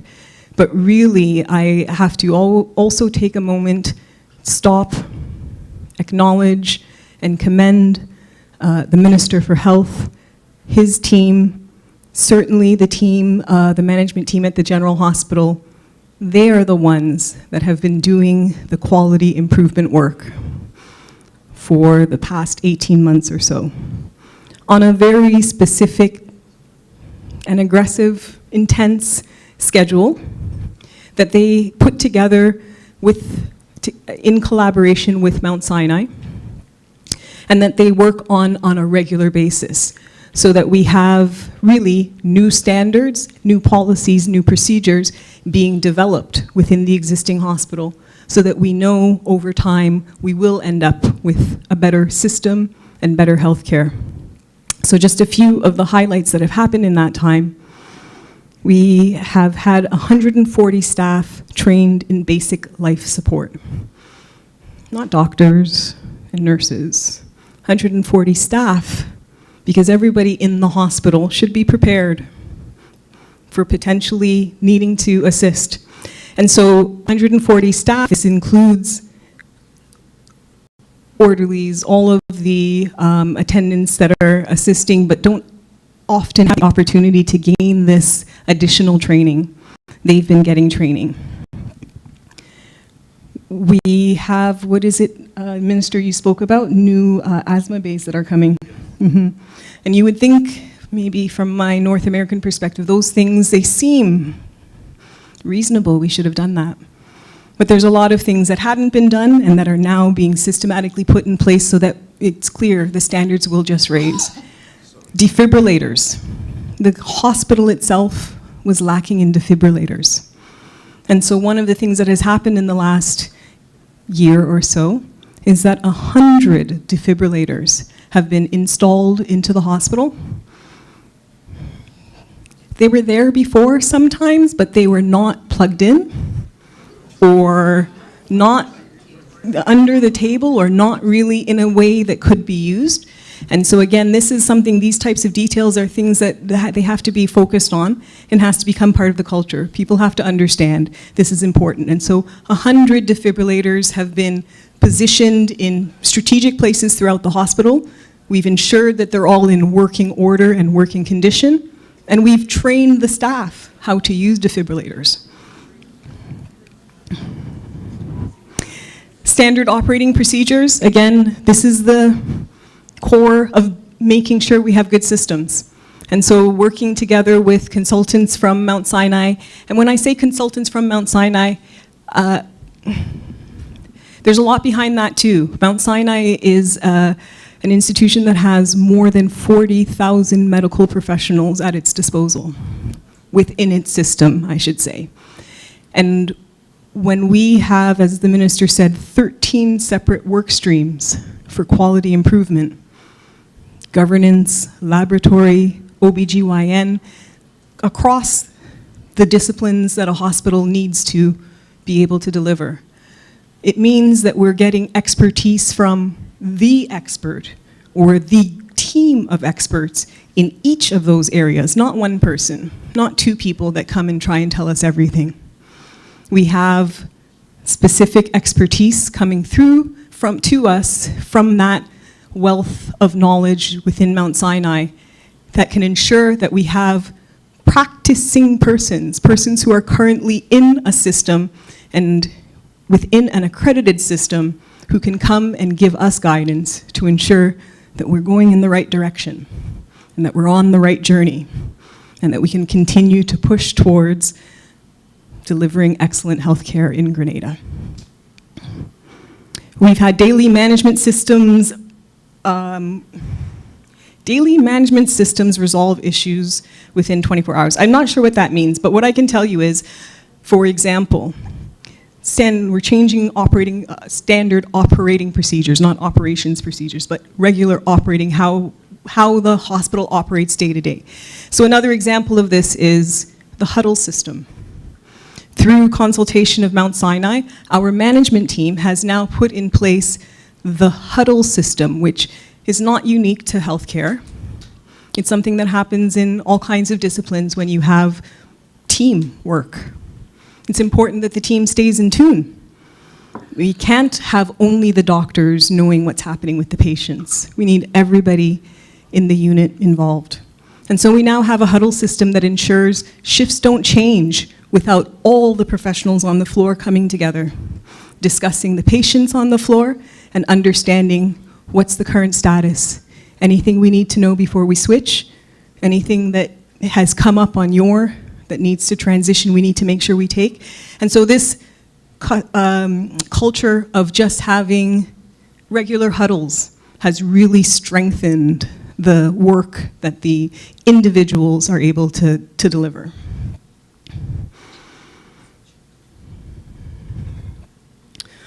All right, so just a quick few words I want to give on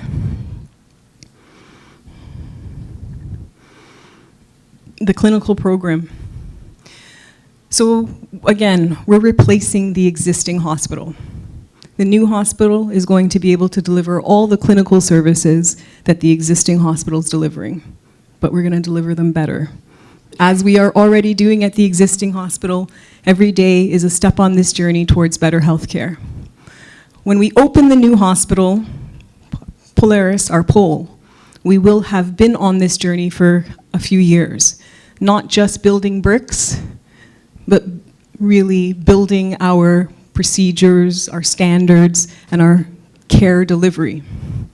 We'll be working on recruiting, training. I think the minister mentioned how many additional scholarships have been given, how many additional medical professionals are being sent to specialize. And as we work on our building the blocks, we also know that we're improving the services. But we also have a plan through the new hospital to expand our clinical services. We want to be able to offer more services. We know that there are challenges and a lot of services services that are not available in Grenada. There's no doubt we'll never be able to deliver all medical services in Grenada. We're just too small. But there are areas that we can do more. And how do we decide what more should we do? Well, we study the population. We study what is needed and what are the areas that we can make the biggest impact based on our population. When I say we, I don't do that. It's not my area of expertise. We go back to our partners. We start with our existing professionals in the hospital. We speak to the doctors and nurses there. The clinical services plan for the new hospital began through that process. We said to them, what do you think is needed for you to do your job better? And they put together a clinical service program, which means how many beds do we need in this department? How many operating rooms do we need? How many ophthalmology do we need? The doctors, the management team themselves, based on their understanding of what is happening in Grenada, started with this clinical service plan. We then had the opportunity to work with our international experts and have them take a look at our clinical service plan and allowed them to look at what data we do have. And again, as we strengthen our systems and we collect more data, we're able to make these types of decisions in a much better manner so that we can truly understand what are the needs and what's our best opportunity to meet the needs of Grenada. And so we went through this process and came up with a phasing of specialist care so that we have a day one status quo. Same services that are available at the existing hospital will be available at the new hospital, better standard of care, but that we have a phased approach to be able to start improving and increasing the services that we're able to deliver. And so, for example, as far as medical services, in our first phase, we would hope to add services such as hepatology, nephrology, pathology, cardiology. Again, if you're not a medical person like I am, maybe it isn't as resounding as it is for those who know the numbers and why these specialist cares will be important for Grenada. And so over the course of the years ahead, we would have the opportunity to continue to grow, to continue to build, and to continue really to be excellent in delivery of healthcare.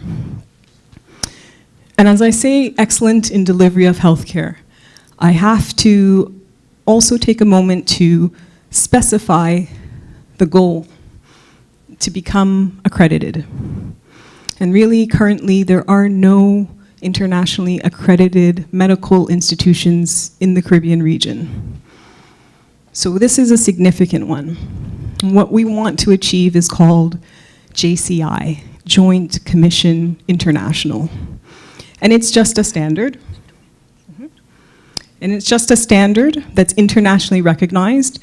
And upon achieving it, it basically gives us the gold star where people can feel comfortable that yes, this hospital is consistently on a regular basis delivering high international standards in their healthcare delivery. And so we are on a track, starting with the work that's already being done at the existing hospital to become JCI accredited. And again, it's a journey. There's no quick flip. Any institution in the world to become JCI accredited would take no less than 3 years. So again, we have a North Pole. We know where we're going. It's a journey that we're on. It will take us a long time to get there, but we'll take every step with confidence, with determination, and we'll walk the walk together.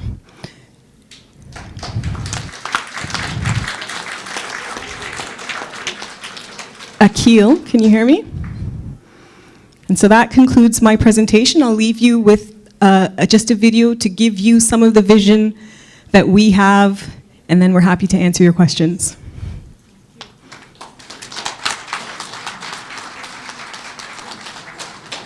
Thank you, Ambassador Andrea St. Bernard, our Health Minister, Philip Telsford, and of course, our Prime Minister, the Honorable Deacon Mitchell. And in the words of Prime Minister Mitchell, our health system must stand as a beacon. Together, let us build a stronger system, and he requires all of us. We thank them again for the presentation and for taking the time to enlighten us on everything that's happening in Grenada. I don't think they missed a beat. Would you agree? Yes. We got a full dose. Thank you. Ladies and gentlemen, we will now transition to the question and answer period. And it's a very full house. We only have a little under an hour here. So, Darlene will assist me. I ask that you be recognized by showing your hands because we don't have a standing mic. So if you have a question, please be concise. Let's try and limit it to one question per person, and if we have time, we will revert to you again. So right now the floor is open, and if you have a question, let's see by the raise of hands. Thank you.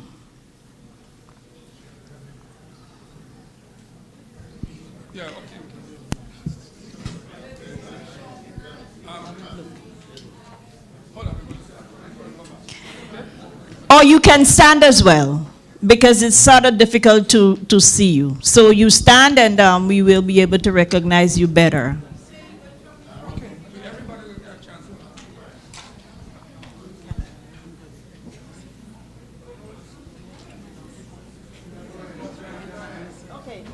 Okay, the young man, please. Hello. Good afternoon to everybody. It's a pleasure to be here in front of you, Mr. Mitchell. My name is Brandon Peters. I am the owner of the grocery store called Long Mango in Chateauguay, Quebec.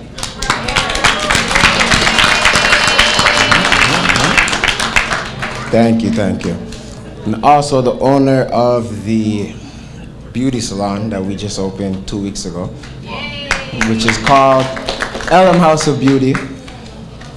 So my question for you today is, being a grocery owner, being an importer, because we also import foods from Jamaica, Africa. So being an importer, I wanted to know if it would be possible to start getting direct flights from Grenada to Montreal so we can benefit on all of our natural resources that we have back home, like our spices, fruits, vegetables. We would love to start getting that directly over here and stop having to go through Toronto to get it. Do you think that you'd be able to help us with that? Contact us with direct. Yes. You guys want to eat some West Indian food? No? So we need some titiri and some fish, and yeah, we need all of them things over here now. Yeah. Okay. I think I'm done. Yeah, I'm waiting for an answer. Well, thank you for the question and congratulations on the business ventures. The air travel is still a challenge, not just air, but I think travel, particularly for cargo from Grenada. One of the challenges is scale, and therefore it is something that I'm absolutely prepared to try and see how we can work on to get items from Grenada to Montreal at a shorter, faster route. But it also requires collaboration between the business communities and the government. I would be honest, the government will be in a position to solve that problem. It either means negotiating directly with airlines, be they cargo or cargo and passenger airlines that are prepared to do routes like this, or even if it stops in Toronto, that has sufficient bulk that can get to Montreal as well. So it is something that I think, in conjunction with our High Commissioner here, the Consul General in Toronto, it is something we can work on, because the first thing would be to ensure we can put the traders together. We actually do have very favorable terms for goods from Grenada to get to Canada. We have zero tariffs on a lot of the items, but we think our Ministry of Trade needs to do a better job in making sure that our traders in Grenada are aware of that, and that our importers here have direct access to some of the traders home that we can work together to make sure we can do a better job of actually exporting Grenadian products to Montreal, Toronto, and other parts of Canada. But logistics is the biggest challenge that we would have to find, I think, a collective solution to. Thank you.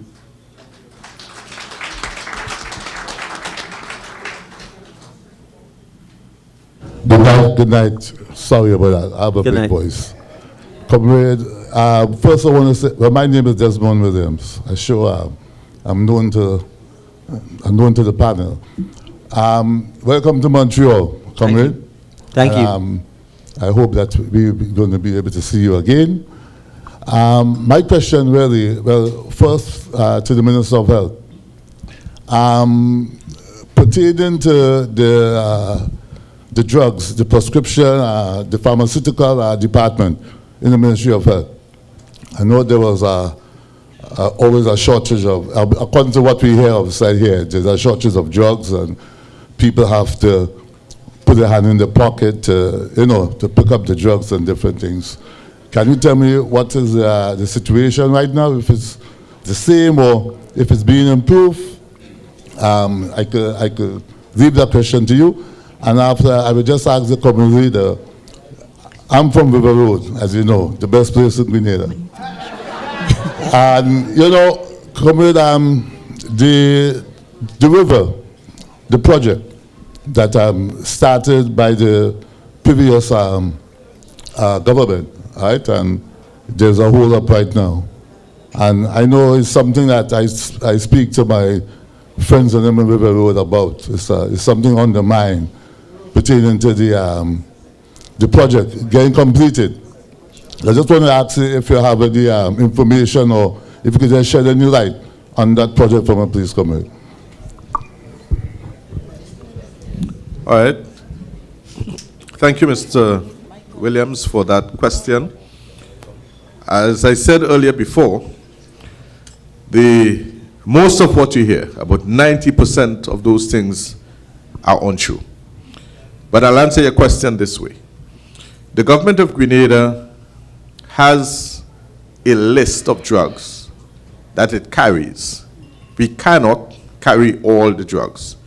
So there are instances, in fact, when people come to the hospital, they will have to purchase drugs. They will have to go to the pharmacy to get certain drugs. That is a fact.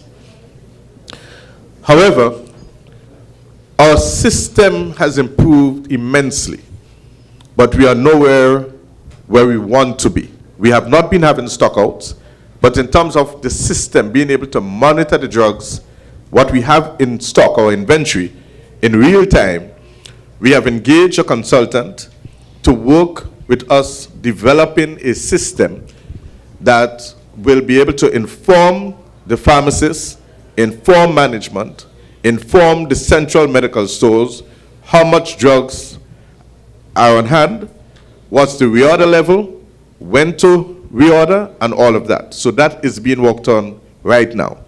So that is going to add to us being more efficient as far as the management of pharmaceuticals is concerned.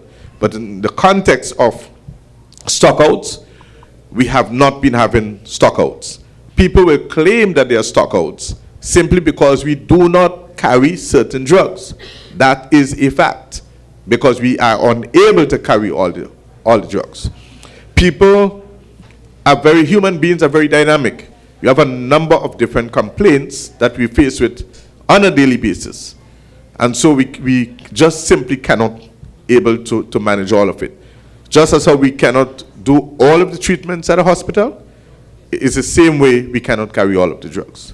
And that is why we are building a system to be able to respond in a more organized manner. Thank you.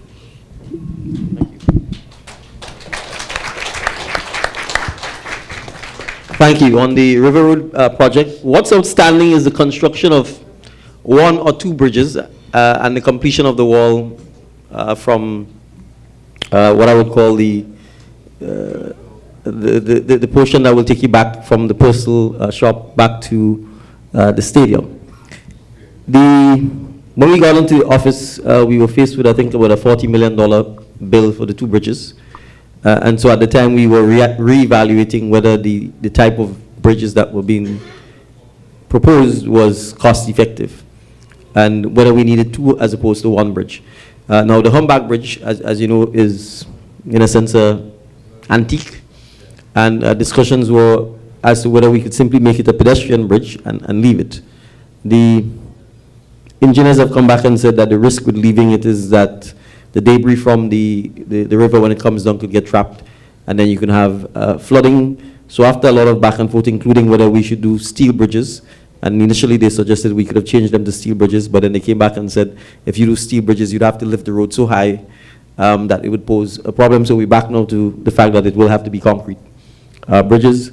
And at least we know one for sure, which is what is called the steel bridge. That one will have to be replaced. We are still debating whether if we simply reconfigure the entrance and exits to the National Stadium itself, because you don't have to enter the National Stadium from the humpback bridge. You can actually enter it from the main road, the main western road. We can be able to do that, complete the wall, and then do the repaving of the road. I think we still, from an engineering point of view, would be challenged with the flooding. I don't know that concrete holds water. It may, and the way the walls have been designed, you can't see from the roadside the level of the water if it ever gets high enough. So one of the issues we need to address is upstream. The forest has been, there's been significant deforestation. We have to replant a lot of our trees to reduce the rate of runoff. And oftentimes a lot of the debris, the bamboo, etc. that comes down in the river creates some of the challenges. We also need to create basins upstream so that we can actually reduce the rate of runoff to mitigate the flooding. So it's not just building walls or bridges that will stop the flooding. Even cleaning out the estuary, the mouth of the river and the sea, has to be something that takes place all the time. So it is one of the projects that has had a lot of back and forth because the engineers have been trying to ascertain what is the best solution. And I'm not an engineer, so I have to wait until they guide us. So I think the guidance has come back to say we need to do the concrete bridge. Certainly for steel, we have to lift that as well. I think they will give a final opinion on what we do with the humpback bridge, whether we demolish it, if it's going to pose a problem to debris, and don't build another bridge, but simply reconfigure the entrance and exits to the river road. In the meantime, we have indicated that we will do the road work because I don't think the portion that may be impacted, which is where the bridge meets the road, is something that could always be corrected when the bridge itself is built. So that's the current update. Thank you. Thank you. Good night to everyone. Good night. This question is from Ms. Andrea. I would like to know in the new Polaris if there is a special wing for children who is like going through like cancer and all the different diseases which, you know, they can't really treat home right now. So thank you for that question.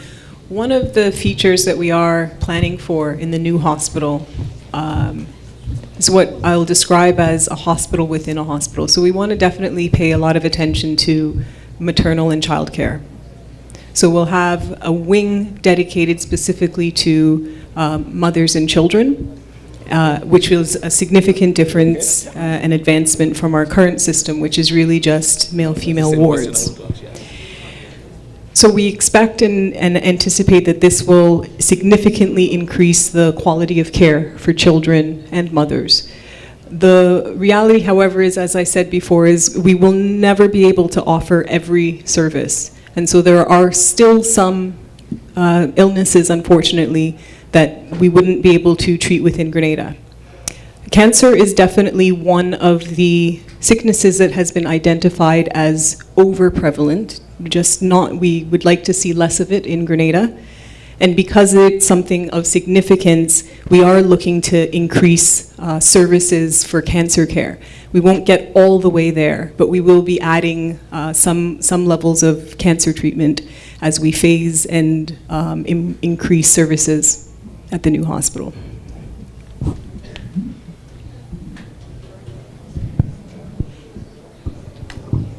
Good night, everyone. This question is for the Minister of Health. You mentioned that you have implemented practices to facilitate the emergency care. And also, you have mentioned that there were field nurses that was assigned to also facilitate primary care. Is there any other measures to assist with primary care? Because as you know, that primary care is key to also facilitate the ER care. All right, thank you for that question. And yes, the main focus of the Ministry of Health and the government of Grenada by extension is that of primary care, because we recognize that if we do not address primary care, we would flood the new hospital with people going for things that that can be handled at the level of primary care. So we have to build a system that is attractive to people to go to get a primary care, as well as to educate people as to what is an emergency, because we have cases where people go to the emergency room with common situations and expect to be dealt with in the order in which they come. And that in itself creates a problem, because when the real emergency comes in, the doctors and nurses and so have to respond to the genuine emergency cases, and people end up waiting there at the hospital for long period of time. So yes, there are a number of initiatives that we are focusing on, not only the upgrade of the facilities, but also ensuring that we have the equipment, ensuring that our people are well trained and we have adequate nurses and doctors to respond. Also, the telemedicine and artificial intelligence. There's some preliminary things that can be treated with by using artificial intelligence. And so these are areas that we are definitely going to invest in, and that will help us to be able to address a number of concerns. But non-communicable diseases can be treated with by way of education. And right now we have identified 50 people where we are addressing their lifestyle, exercise, the type of food that they eat and so on, and measure it over a period of time to see how the diseases are managed, so that we can have empirical information to treat with how we educate our people on NCDs going forward. So there are a number of initiatives that we are undertaking to make it a success. Thank you.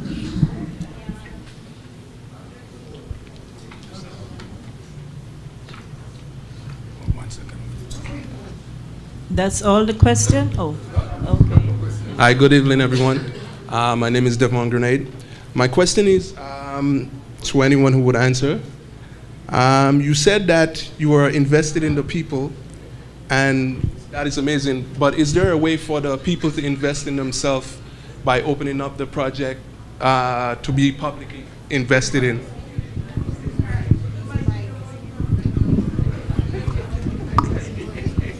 I want to make sure that I understand the question, so I'm going to repeat, and if my understanding, you're asking, while we are investing in persons, are there opportunities for persons who are doing their businesses to open their businesses to the public so that persons can invest in their businesses? No, I'm talking about like Project Polaris, right?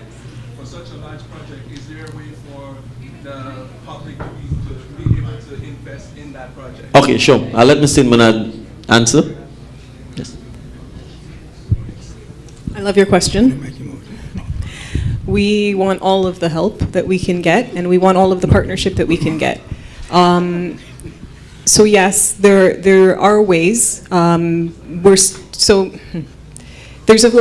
several components of Project Polaris from an investor perspective. The hospital itself has been our primary focus, and ensuring because it is government's priority focus. And the hospital is being built by the government. So we've spent a lot of time securing the necessary funding to ensure that we have covered it so that we can go full steam ahead.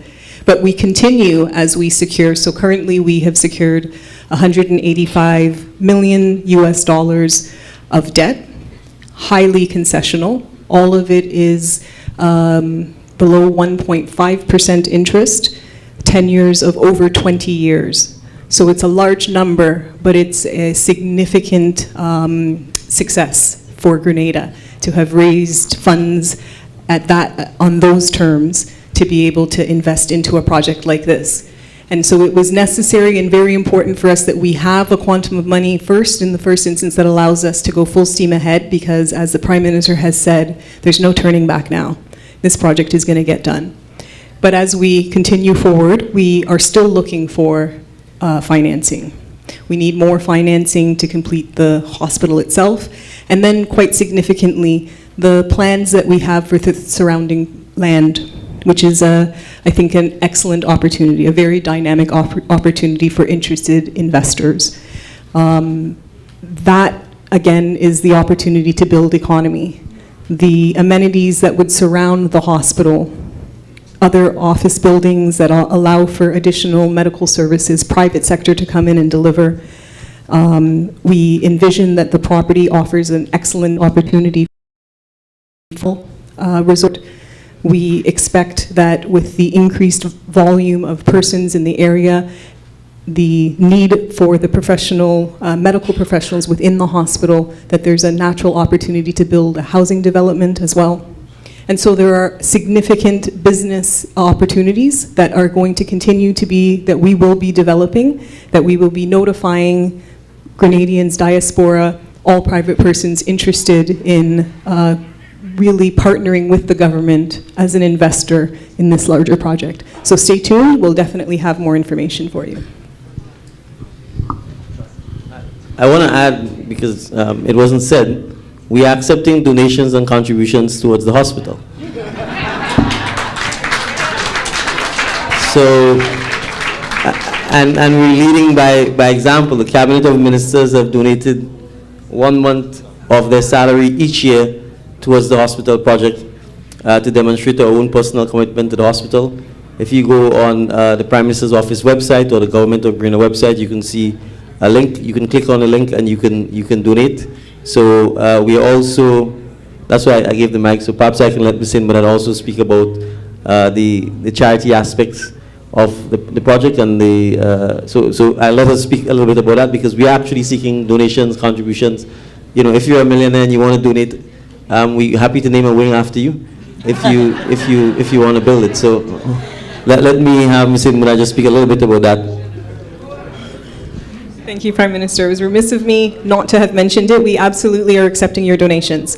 But to further that, it's, again, not just something that we're going to go around saying we're accepting your donations. We're being very purposeful also with our philanthropic campaign. Because we think that this is a part of the sustainability of Project Polaris. And we know that this is something that happens all over the world with top healthcare institutions. So we, as Grenadians, if we believe in top healthcare in Grenada, we can make our contribution through making donations. We are working, as I said, on a systematic campaign and to allow for the best opportunity for you to make your donations, so that we have been working on setting up a charity here in Canada so that we would be able to offer you tax benefit for charitable donation. We would similarly be setting up charities in the US, in the UK. And so we are working through to get to the point where we will be knocking, we will be calling, we'll be a little bit more aggressive to ask for your contributions and collaboration as we continue the journey.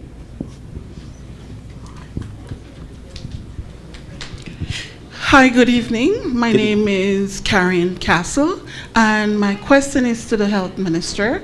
Would there be any investment into CPR training in our public institution in Grenada as to pertaining to the defibrillator, like businesses, for example, large businesses on a scale should probably invest in a defibrillator just in case something occur, and allow proper training also? Yes, we do have about 100 defibrillators installed at the hospital, and our staff has been trained. Also, the emergency training that I spoke about earlier it also involves CPR training? It's more as in schools. Oh, in the schools.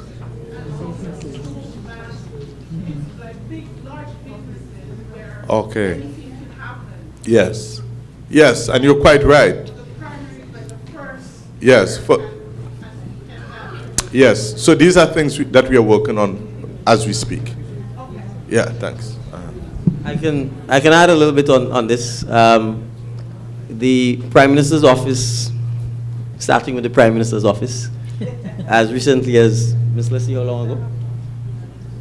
Right. As recent as the 11th of May, because we want to lead by example, actually had our first CPR training conducted for staff, including security personnel who work at the office, with the Grenada Red Cross, as part of a larger plan with the Grenada Red Cross to actually make sure that we can have CPR training throughout, starting with all government offices, because oftentimes, well, for one, the government is the single largest employer, and second, it interacts perhaps the most with the public, and then to branch out throughout the length and breadth of Grenada. So that is part of, I think, our own attempts to make sure that from a primary healthcare point of view, that in instances of emergency, that persons can actually get CPR immediately, which we believe will significantly enhance their chances of survival and recovery. So we do recognize that as part of one of the sort of national initiatives that we have to roll out, and the Red Cross is partnering with us to make sure that that can happen.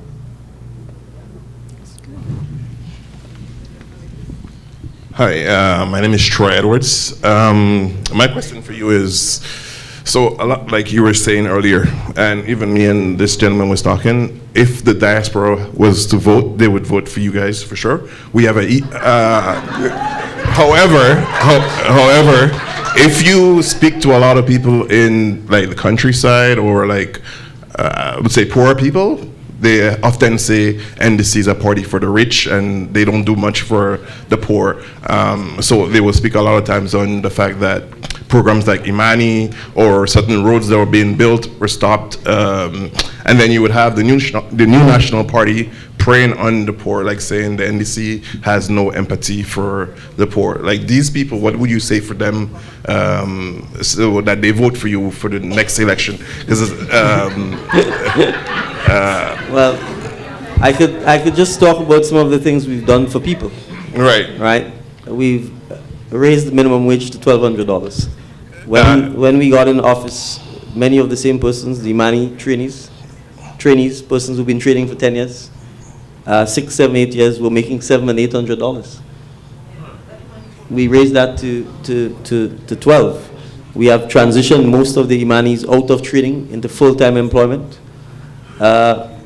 I could think of no worse way to impoverish someone than for them to work for 40 or 35 years for the state, and when they reach 60 or 65 to be told goodbye, go home with no income, no pension, no retirement, no gratuity.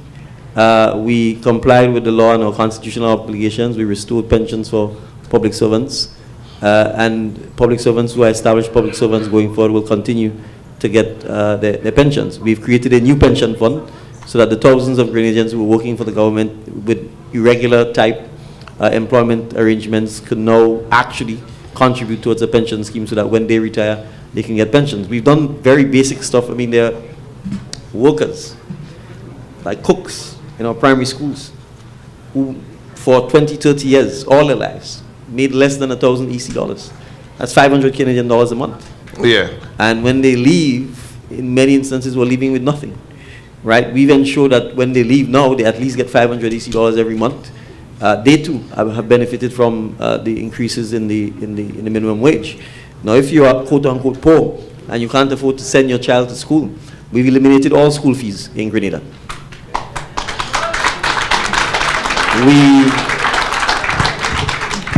We have eliminated tuition, meaning the state pays the tuition for all students attending TMRSU Community College and all students attending New Life Organization or NULO.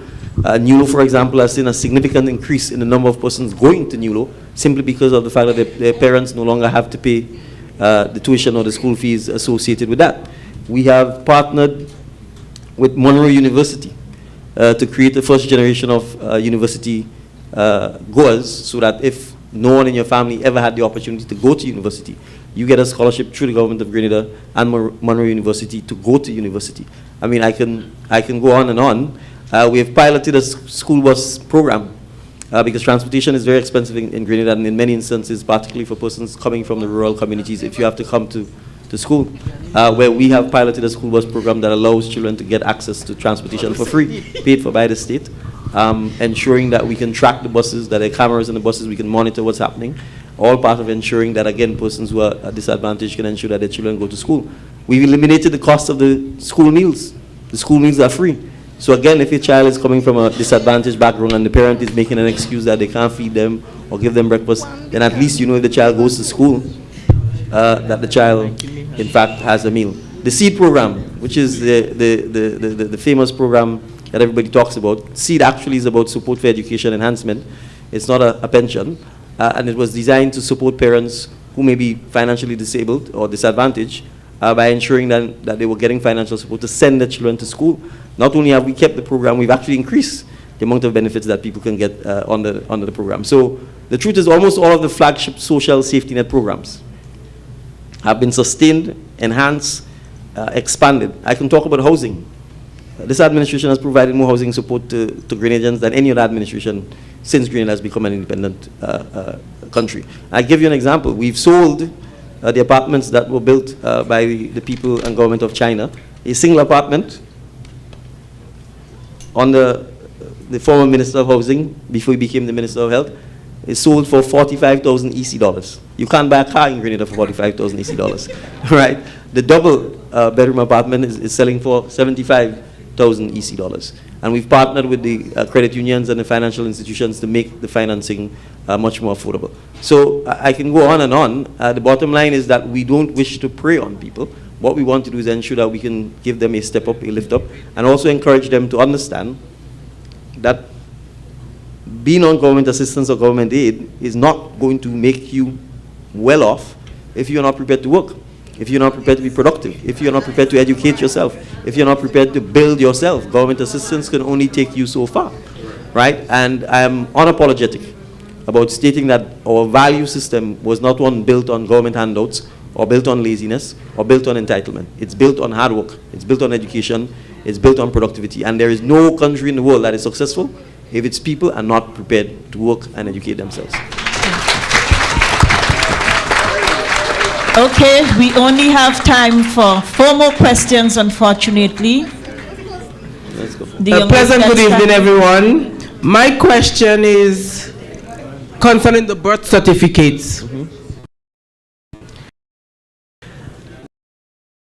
I might 21st century because soon come. Because sometimes we cannot understand the handwriting and the certificate, the penmanship and the certificate. So I can assure you that the government is committed to digitizing our entire civil registry from birth to death.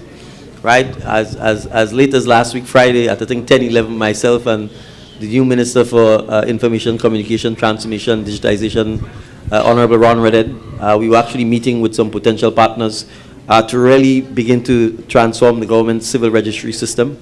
There are a number of things we're working on, from the civil registry, from births to deaths, marriage, citizenship, to having a single ID system for all Grenadians, because that's part of the challenge. But we have to have the right partners. We have to make sure that we can control our data, because essentially you're going to have a data center where all of this is stored, and we need to have that in Grenada. We can't simply have it in the cloud because they could simply lock you off. So some of the infrastructure work that has to be done, we are working on it to get us to the point where, yes, I can tell you, no one is as frustrated as I am when it comes to ensuring that we pull ourselves into the 21st century in many of the government services that we need. But we are working there. There are things we've started to improve. Tax, you can pay your taxes online.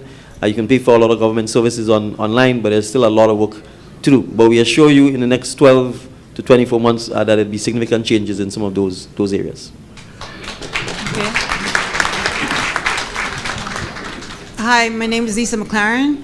I know this is probably going to sound a little bit petty to you, but okay. I just want to know, in reference to all the upcoming investments with the hotels and stuff like that, what is being done to ensure that our beaches are not monopolized by these people? All right. So Well, our beaches are not monopolized. That's the first thing. They're not. All our beaches are freely accessible by the citizens of Grenada. So there is no issue there. The hotels that are Keep it on, please. Keep it down, yeah, please. the hotels that are built in Grenada all have public access to all of them, and the public is free to go. In fact, this administration has made a point of ensuring that there are additional spaces that become public spaces. And I'll give an example. What we are now styling Heroes Park had previously been leased to a developer. Heroes Park is a piece of land that is immediately next to Cameron Park. And we've negotiated with that developer to have the property released back to the state so that we can turn this into a park that actually allows for more green space and more access to our beaches. We've also been very clear on, in fact, instances where the prior administration sought to sell beachfront land as freehold. We have renegotiated and converted some of this back into freehold. So I'll give an example. The hotel site where Radisson is located on was actually sold.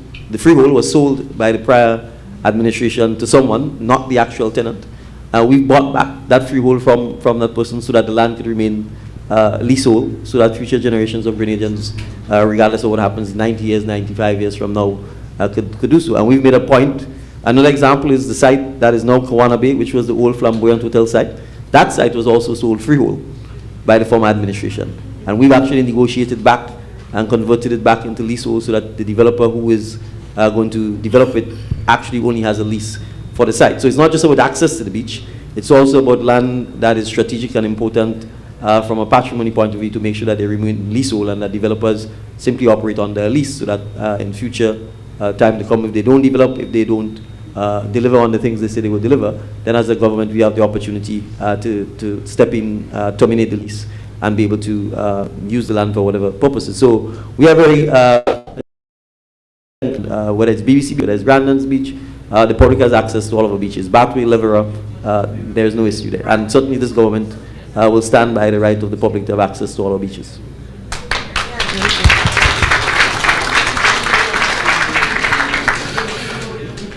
Hello, good night. My name is Jimmy Nazar, and I'm honored to be amongst you guys today. I'm an entrepreneur in the water solution, and good water is demanded and it's well known for everywhere.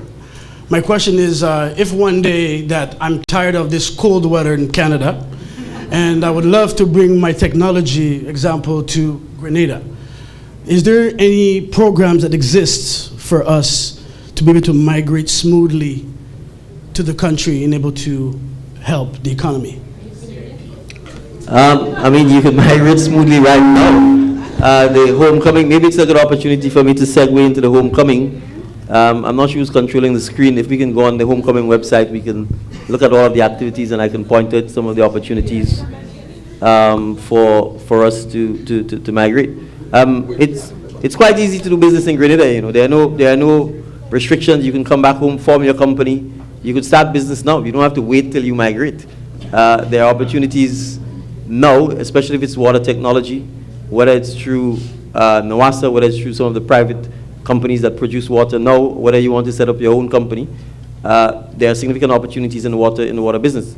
Unfortunately, we actually import a lot of water, something that I wish we were not doing, because I think the opportunity to actually be a bigger manufacturer of water and actually an exporter of water is something that Grenada has potential in. So I would suggest that you start exploring the opportunities of what can be done now rather than waiting till the coal gets to you.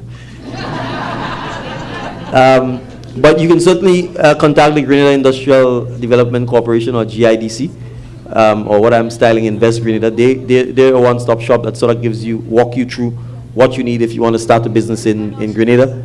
For returning nationals, there are also incentives for Grenadians who are returning to Grenada to conduct business or to simply come back home. There's a concession desk in the Ministry of Finance that will explain all of the concessions that are available. The diaspora desk as well would be able to explain what concessions are available for businesses and for persons who are actually returning to set up home back in Grenada. So it's quite straightforward and not complicated at all. Once you're a Grenadian, you're welcome to do business in Grenada.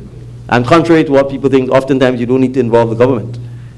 if you have your land, if you have your cash, if you have your idea and you know what needs to be done, once you form your company, in most instances, there are very few licenses that you need. You probably just need to register for taxes, register for national insurance, and usually once you have those two, whatever other permitting systems are there, there's a licensing act. You may need a license for whatever the type of business is, but it's pretty straightforward. So if the homecoming site loads, I can perhaps just talk through some of the significant activities that are planned for the diaspora homecoming, but also in particular the business forum, because as I said, we don't just want you to come and party and reconnect with friends and family and enjoy the culture or the beach, but we also want to encourage business. We also want to encourage networking between local business persons and persons in the diaspora. Right, so if we go on activities, I'm not sure who's controlling the slide, it will give you the full calendar of events that will be taking place during the homecoming.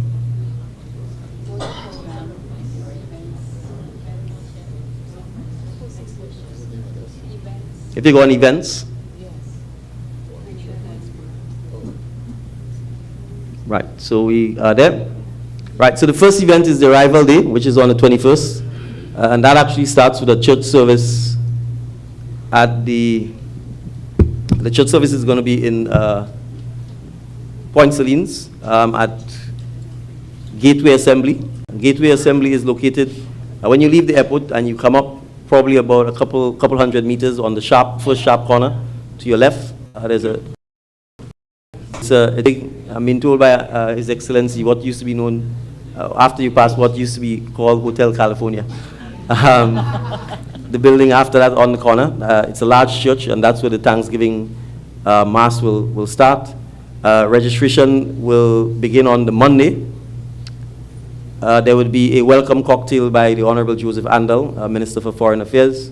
That cocktail will take place at the famous Belmont Estate in St. Patrick. The following day, Carriacou and P.T. Martinique homecoming excursion.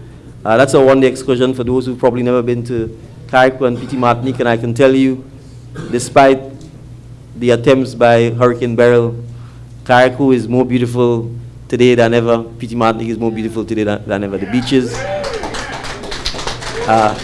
Paradise Beach is as lovely as it's ever been. So I want to encourage those of you to visit our brothers and sisters in Carriacou and P.T. Martinique. Some of the best lobster you'll ever have is in Carriacou and P.T. Martinique. Any fresh fish you can think of. It's really a good opportunity to reset, but also to see the rebuilding that has occurred there. Following on the 25th, there is also a mainland excursion in Grenada. Lots of things are happening. It's an opportunity to see all of the amazing things that have been happening on the island. There's a performance on the 26th. It's called Lucy's Straw Hat by Heritage Theatre Company. That will also be at the Gateway Assembly from 7 p.m. There's a second mainland excursion taking place on the Friday as well. It's all day, so once you register, you'll get a sense of what the itinerary is. Then on Saturday, the 27th of June, Grenada.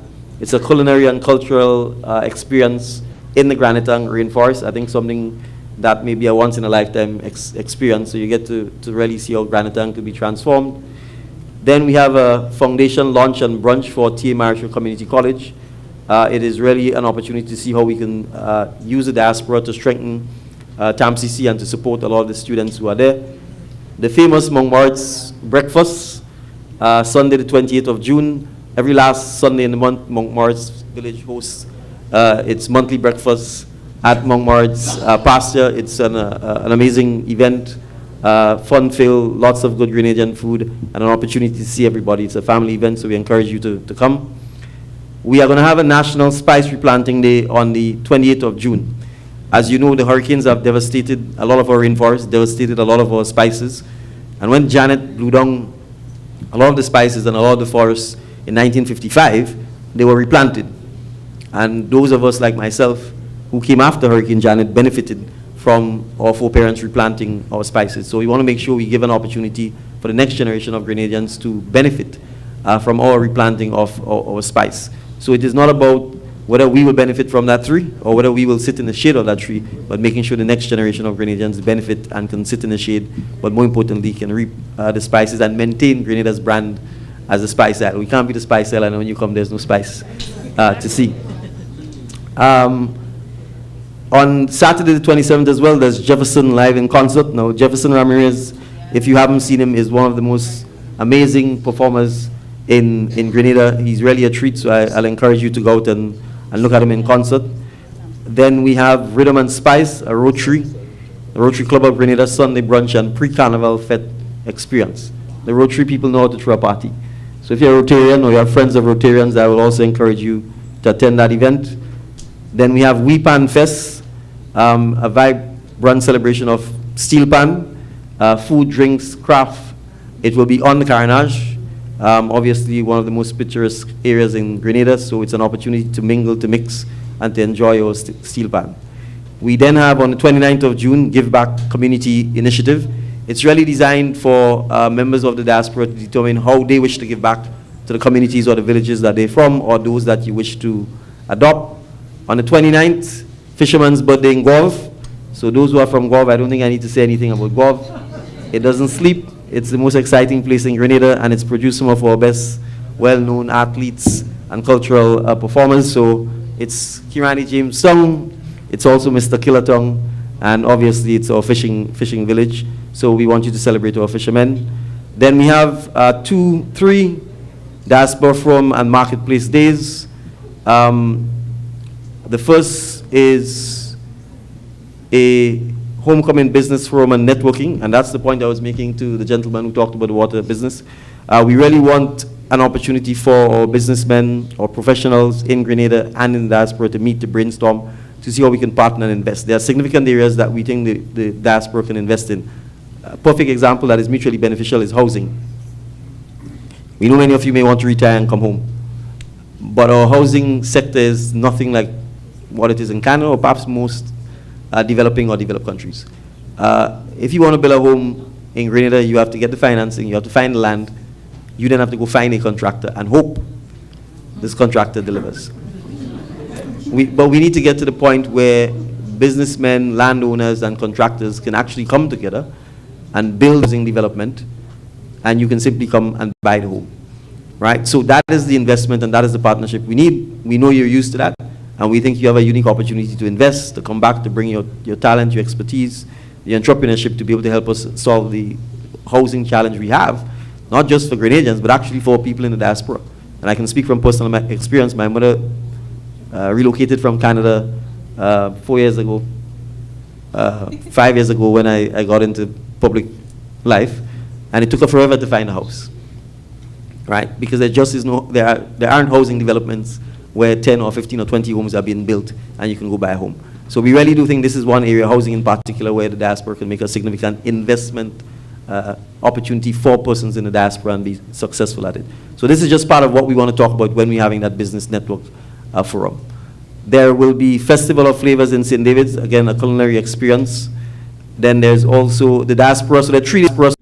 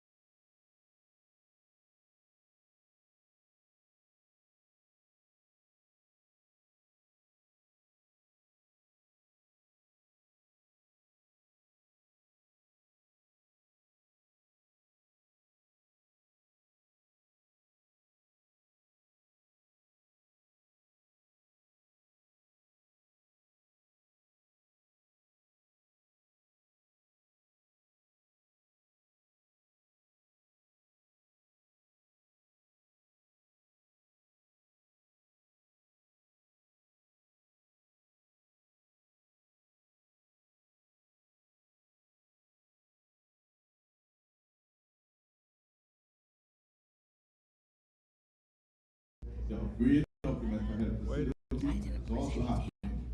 The Grenada ward for acute illness, mental illness, is something that. And I spoke to that earlier, that we are renovating that to treat with acute mental illness, because we have to separate the acute situations from those that are long-term and sort of live in the mental health facility.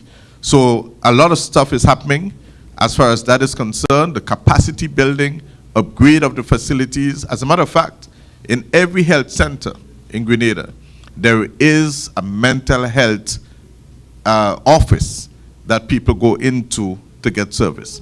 So it is across the board. So all of the upgrades that we're doing, all of the hires, all of the investment in technology, all of the training, all of those things stretches across the mental health area. So we don't necessarily want to separate it out in that way, but we want you to appreciate that all of our people, we are treating our people with a level of dignity by being able to deliver the quality of service that they desire.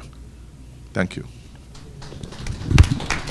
I also just want to say, add to the answer, we actually prioritize mental health to the point that we have a separate minister for mental health. And to some extent, I suppose the minister didn't want to steal the thunder of the minister for mental health, which is why he would have stuck to mostly, in a sense, what I would call traditional physical healthcare. But the reason we've created a ministry for mental health and a minister for mental health is because of the importance of mental health. And there are a number of initiatives that the minister and her team have been working on. And I will just give one example, which is community mental health nurses. Because a lot of the impacts on mental health takes place at the community level. And as you can appreciate, we have a long tradition and culture of stigmatizing persons with mental health. So just working on being able to get rid of that stigma is sort of one of the first cultural issues we have to address. Our laws also, in many instances, reinforce the stigma against mental health. So for example, suicide is a crime, right, on our books still. So working to change legislation, for example, because who's the victim when someone commits or attempts to commit suicide, right? That in and of itself tells you where we're coming from. So there are a number of initiatives that the minister is working on, and perhaps what I can do is ask her to share some of this with the diaspora, both in terms of infrastructure, both in terms of training, both in terms of making counseling available at our schools and other institutions, prioritizing mental health care at the primary medical facilities to make sure that there are opportunities when people go in there to be screened and to be provided service at the primary healthcare level, so that the stigma that comes with having to go to the mental health hospital doesn't attract them. But we got a lot of work to do in the field. We will admit this, but we prioritize this, and particularly mental health and resilience among younger people. I'm not sure if you're aware, for example, we've had 2 suicides in the last several days in Grenada, both by, what I can confirm to, both by young men, 22 and 26 years old, right? In fact, suicide rates amongst men higher, much higher, than amongst women in Grenada. So there are lots of issues that we have to be able to address on mental health. So thank you for raising this issue.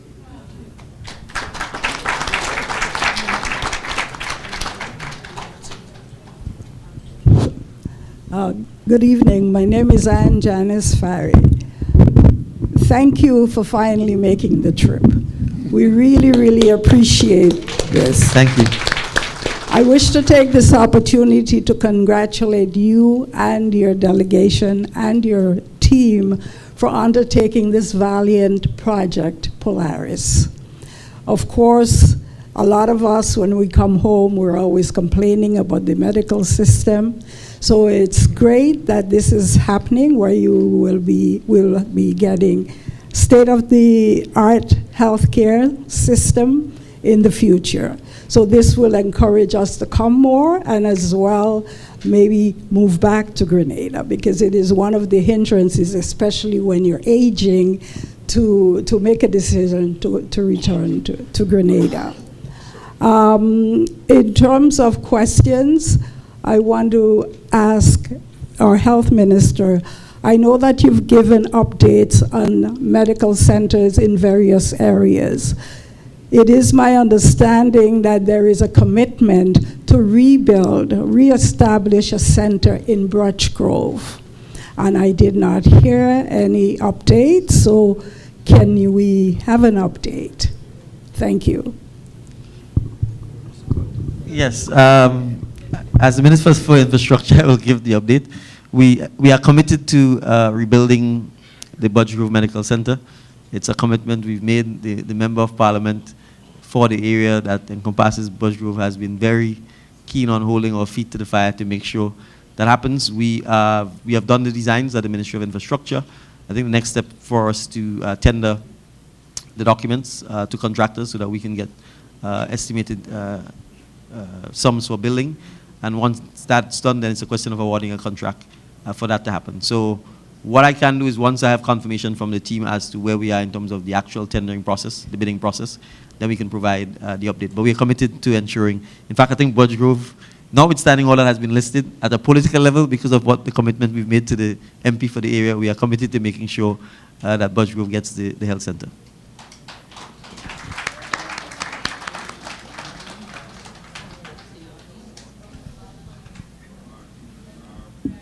I don't have a question, but it's just I'm from Zimbabwe, and I'm here on a project daily farming. I think we have sent some information to the High Commissioner and your agricultural department. We looked at Grenada, and you have Grenada, yes. So your country is very rich in agriculture, and we see that you buy a lot of dairy products outside. You don't have something of your own. So some scientists from Africa, they just send me a presentation. It's like a 15-page, so I have to give to you. They want to create employment, and I help train the people there, and if investment from the government, or they bring investors so that climate change, stock feed, and you produce your own milk and export it and create employment. So that's a presentation I will want to give to you. Thank you very much for that.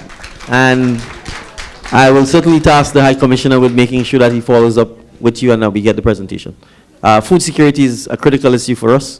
Our food import bill is extremely high, which also makes us extremely vulnerable to external shocks. As we recognize, these shocks are happening almost daily, and has significant consequences for us. And the experience of COVID taught us all how vulnerable we are to being dependent on importing food. So it is a project that I certainly think we'd be keen on, and it feeds into some of the things that the Ministry of Agriculture is doing right now to make sure that we have meat sustainability on the island, and that we can produce as much of our own protein as possible rather than having to import it. So thank you very much for the contribution, our brother from Zimbabwe. Okay, I think this is all the time we have for questions. I want to thank you for each and every one of you for participating, and thank our team at the head table for providing us with all the relevant information that we need. I think they have exhausted almost all the topics. You don't have any more questions.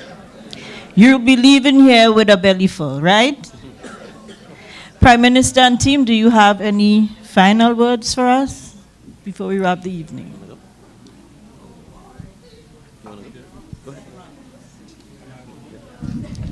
All right. We at the Ministry of Health, well, I want to express my appreciation to you on behalf of the Ministry of Health, the Permanent Secretary, the management team, to you for listening to us. It is indeed an honor to be here with you, and we want to assure you that we are working in all areas to try to improve healthcare in Grenada, so that when you return, whether it's on vacation or on retirement, or you just move back to Grenada, you will be pleased with what you will see. There's quite a lot of work in progress. There's, I mean, healthcare, as it is said, is not a sexy topic, but the reality is it's a lot of work. It's a lot of work on it internally, and we have done quite a lot, and it is now being manifested and felt in the communities and in this entire system. So we want to thank you for your patience, and you need to also tell those at home, especially in the north of the country, you need to encourage them to support us, because you know the negatives get out, people say all sorts of things, but we are focused on building our system a strong and resilient Grenada. If we burn up our energies trying to respond to everything else that comes, we simply will not have the time to focus on the things we need to build to make a strong and resilient Grenada. So again, thank you so much. Thank you. Well, I'll stand to do this. So I think first it's to express our profound gratitude for all of you for coming out and staying this late. It's minutes to 11, and I'm sure many of you have a productive day ahead of you tomorrow. So your commitment is really appreciated. We are extremely grateful for doing this. I feel obligated to provide an update and to confirm that I met with your Prime Minister, the Honorable Mark Carney, today. We had a short but very intense and productive meeting covering a number of areas pertaining to Grenada-Canada collaboration. And I think I just want to talk a little bit about education, because you may not appreciate the significant impact that Canada is playing on shaping education currently in Grenada. One of the key initiatives that we are seeking to do is to reform the education system in Grenada to make it more focused on technical and vocational education, because it's largely academic driven right now, and it's creating a significant mismatch between the skill sets that people need to find employment, the jobs that are available, and what is happening when they exit schools. In fact, it's beyond crisis stage. We've partnered with 3 Canadian institutions, Dalhousie University, Niagara, and Nova Scotia, and they are providing consultancy services to us to help us begin to reshape and create a technical and vocational education competency-based assessment system in Grenada. We wish to get to the point where, and I've said this to the Minister of Education, where at least 50% of our budget is spent on technical and vocational education. We are setting an ambitious target date of starting with agriculture in September, October of this year at the Maribo Agricultural Farm School. And so we're working feverishly to get that done. We want to do agriculture, we want to do construction, we want to do a marine school, and we want to be able to do a hospitality school. So we're working with Canadian consultants to ensure that happens. Very good. And the university, St. George's University, has signed a collaboration agreement with the University of Waterloo, where students who are attending the University of Waterloo can then transfer directly into St. George's University to complete their medical degree and then transfer back to do their clinical rotations. This has significant advantages for us because it means the enrollment at SG will grow up. It has significant will grow. It has significant advantages for Canada as well, because there is a significant shortage of doctors and other trained medical professionals in Canada. And so this is a faster route to getting more numbers in Canada rather than having to build a medical program from scratch for many of the universities. Those are just examples of what is taking place and the kinds of discussions that I had with the Prime Minister. So he appreciates the opportunities for both private and public sector engagement. I also discussed with him the issue of ensuring that Grenada could get onto the electronic travel authorization portal so that Grenadians can travel much more easily to Canada. As you know, we once had visa-free access, then we unfortunately got on the visa list. And so I want you to help me help the Prime Minister to make sure that we get onto the electronic travel authorization list. You're a wonderful example of what the Grenadian diaspora does for Canada, and I think it's important, therefore, for you to lobby and speak up about the fact that there is no risk to Canada, only upside from having our citizens being able to travel on the electronic travel authorization format to enter and leave Canada. So that's my one ask of you tonight. If you can help to advocate and point at all of the amazing things Grenadians do in Montreal and elsewhere in Canada, so that the powers that be could be assured that we are a great partner. Thank you very much.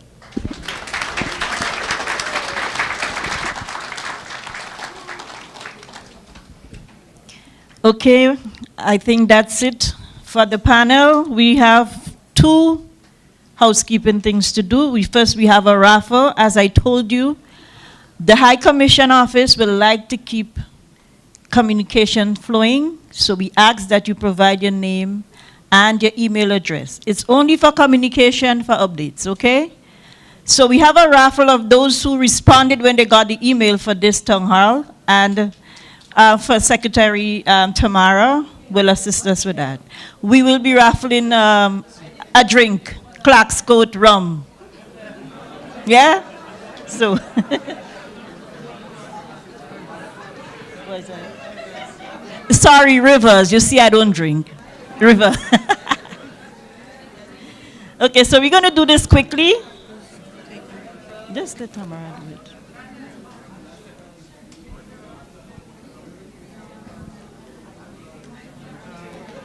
Dr. Edson Chifamba. You know the person? Dr. Edson Chifalga. Wow, there you go, our brother from Zimbabwe. From Zimbabwe.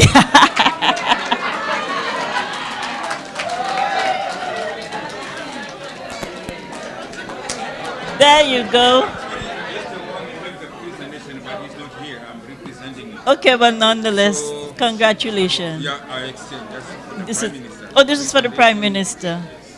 You're gonna have. Thank you very much. Thank you. You wanted to do it?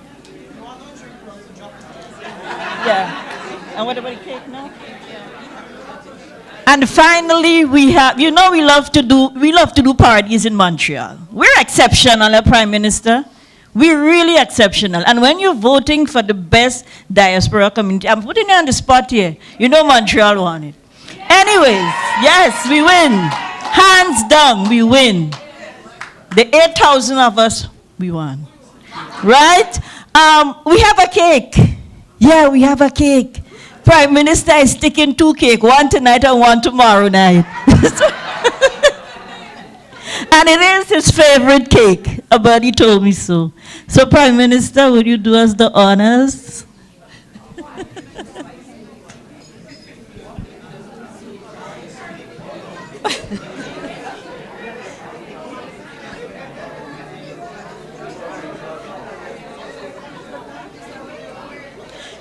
I think we need some music while the Prime Minister cut the cake, you know.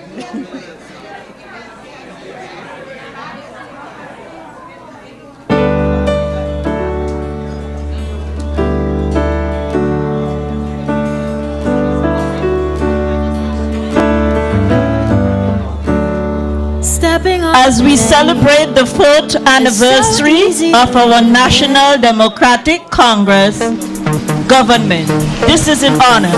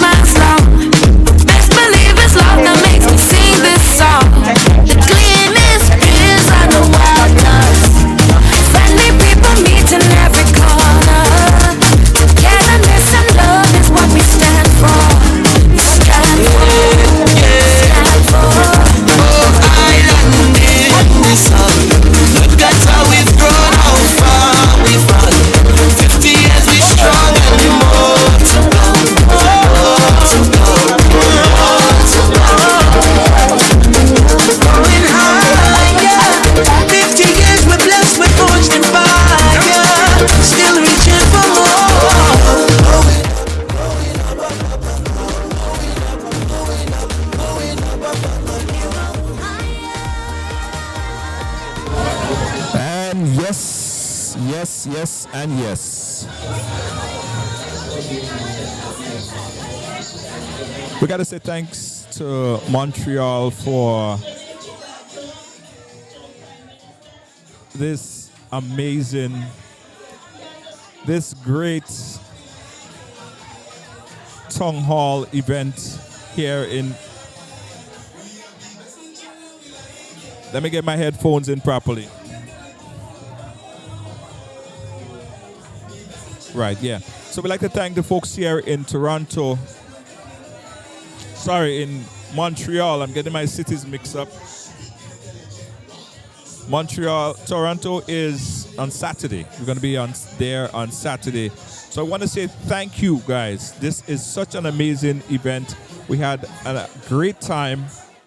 And it was all in all a well put together, well organized, well coordinated.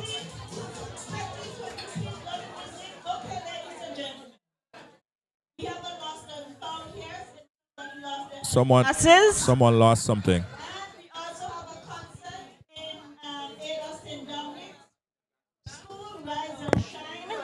On June 21st. Now, those of you who would like to have a picture taken with the Prime Minister, we only have 15 minutes here.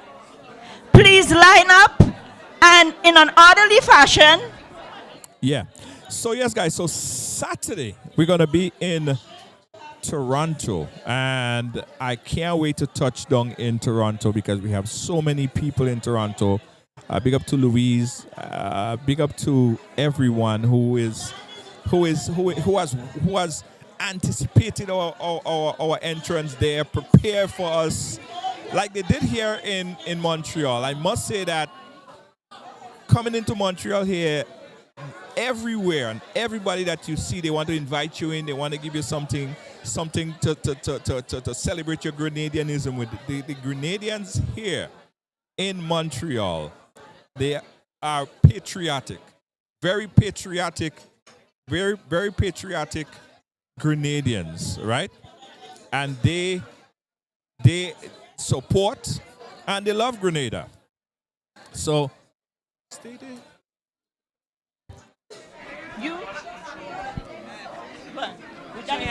Yeah, they love Grenada and they just love when they see another Grenadian, right? You gotta love Montreal. You just gotta love Montreal. Right, so let me give you guys a quick view of what's happening next, right? What's happening next? Tomorrow we are gonna be having an event here in Toronto. Where's my thingy? Yeah, my music thingy. So tomorrow we're gonna be having a massive event here in Montreal, right?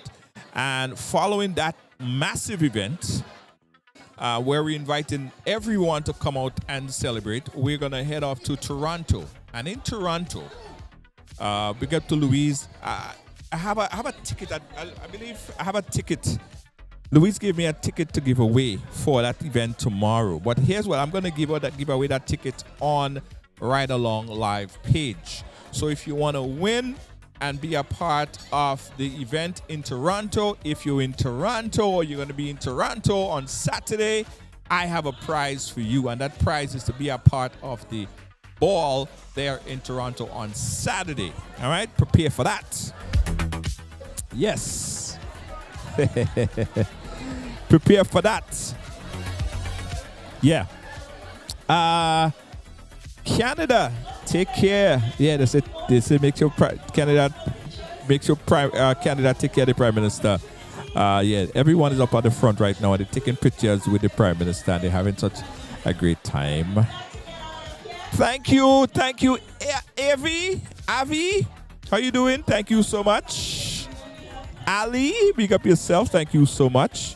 I gotta tell you guys this, guys. Remember that if you go into Grenada, we got a plug. If you go into Grenada, you have to check out and download the RideGo app. So some of the folks that's traveling from Toronto or New York and going to Grenada, you know, Grenada don't have Uber, but Grenada have RideGo, right?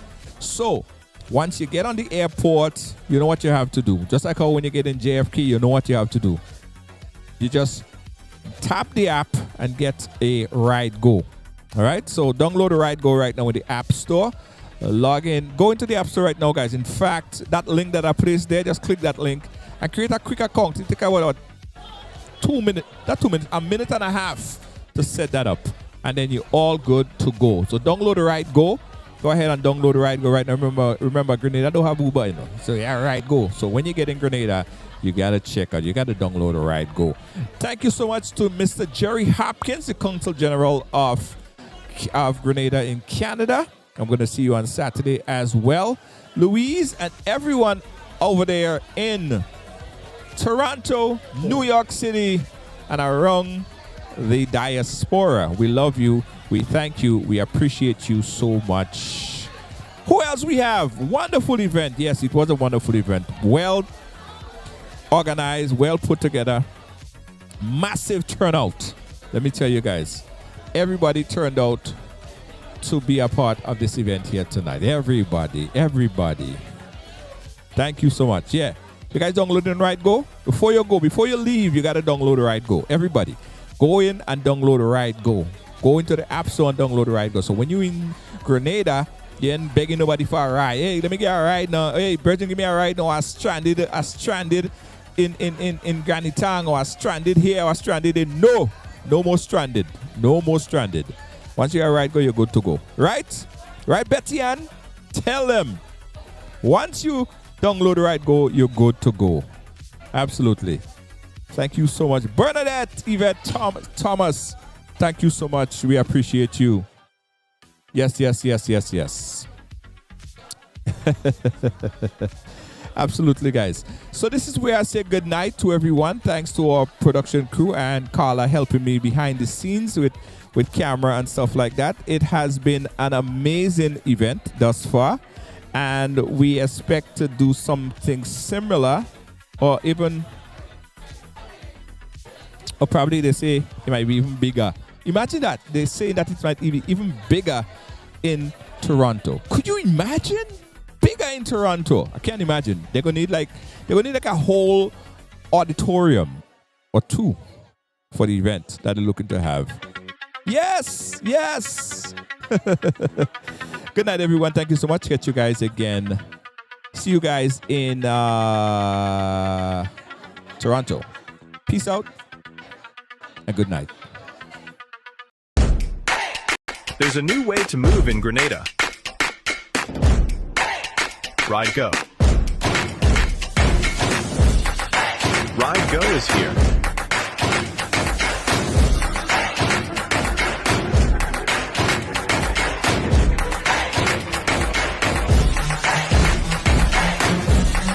Go.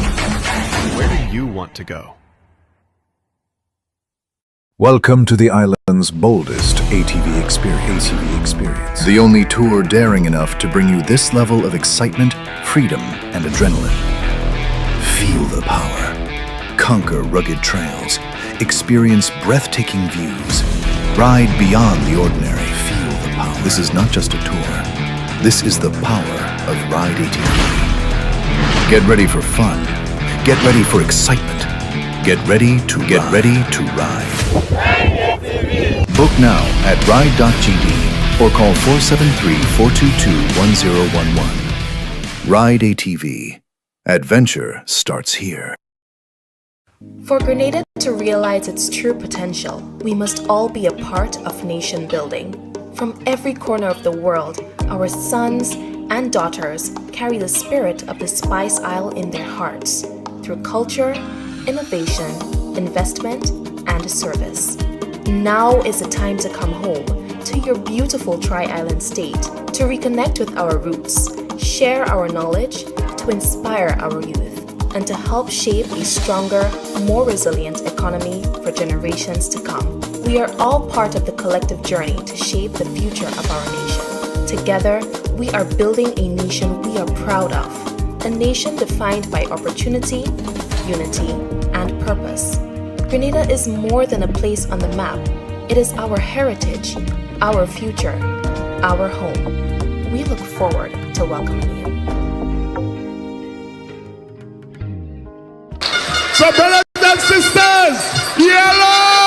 Grenada, the month of June will come alive. 4 years ago, we made a decision to move our nation forward. Now, we are stronger and more determined than ever before. Unity is strength.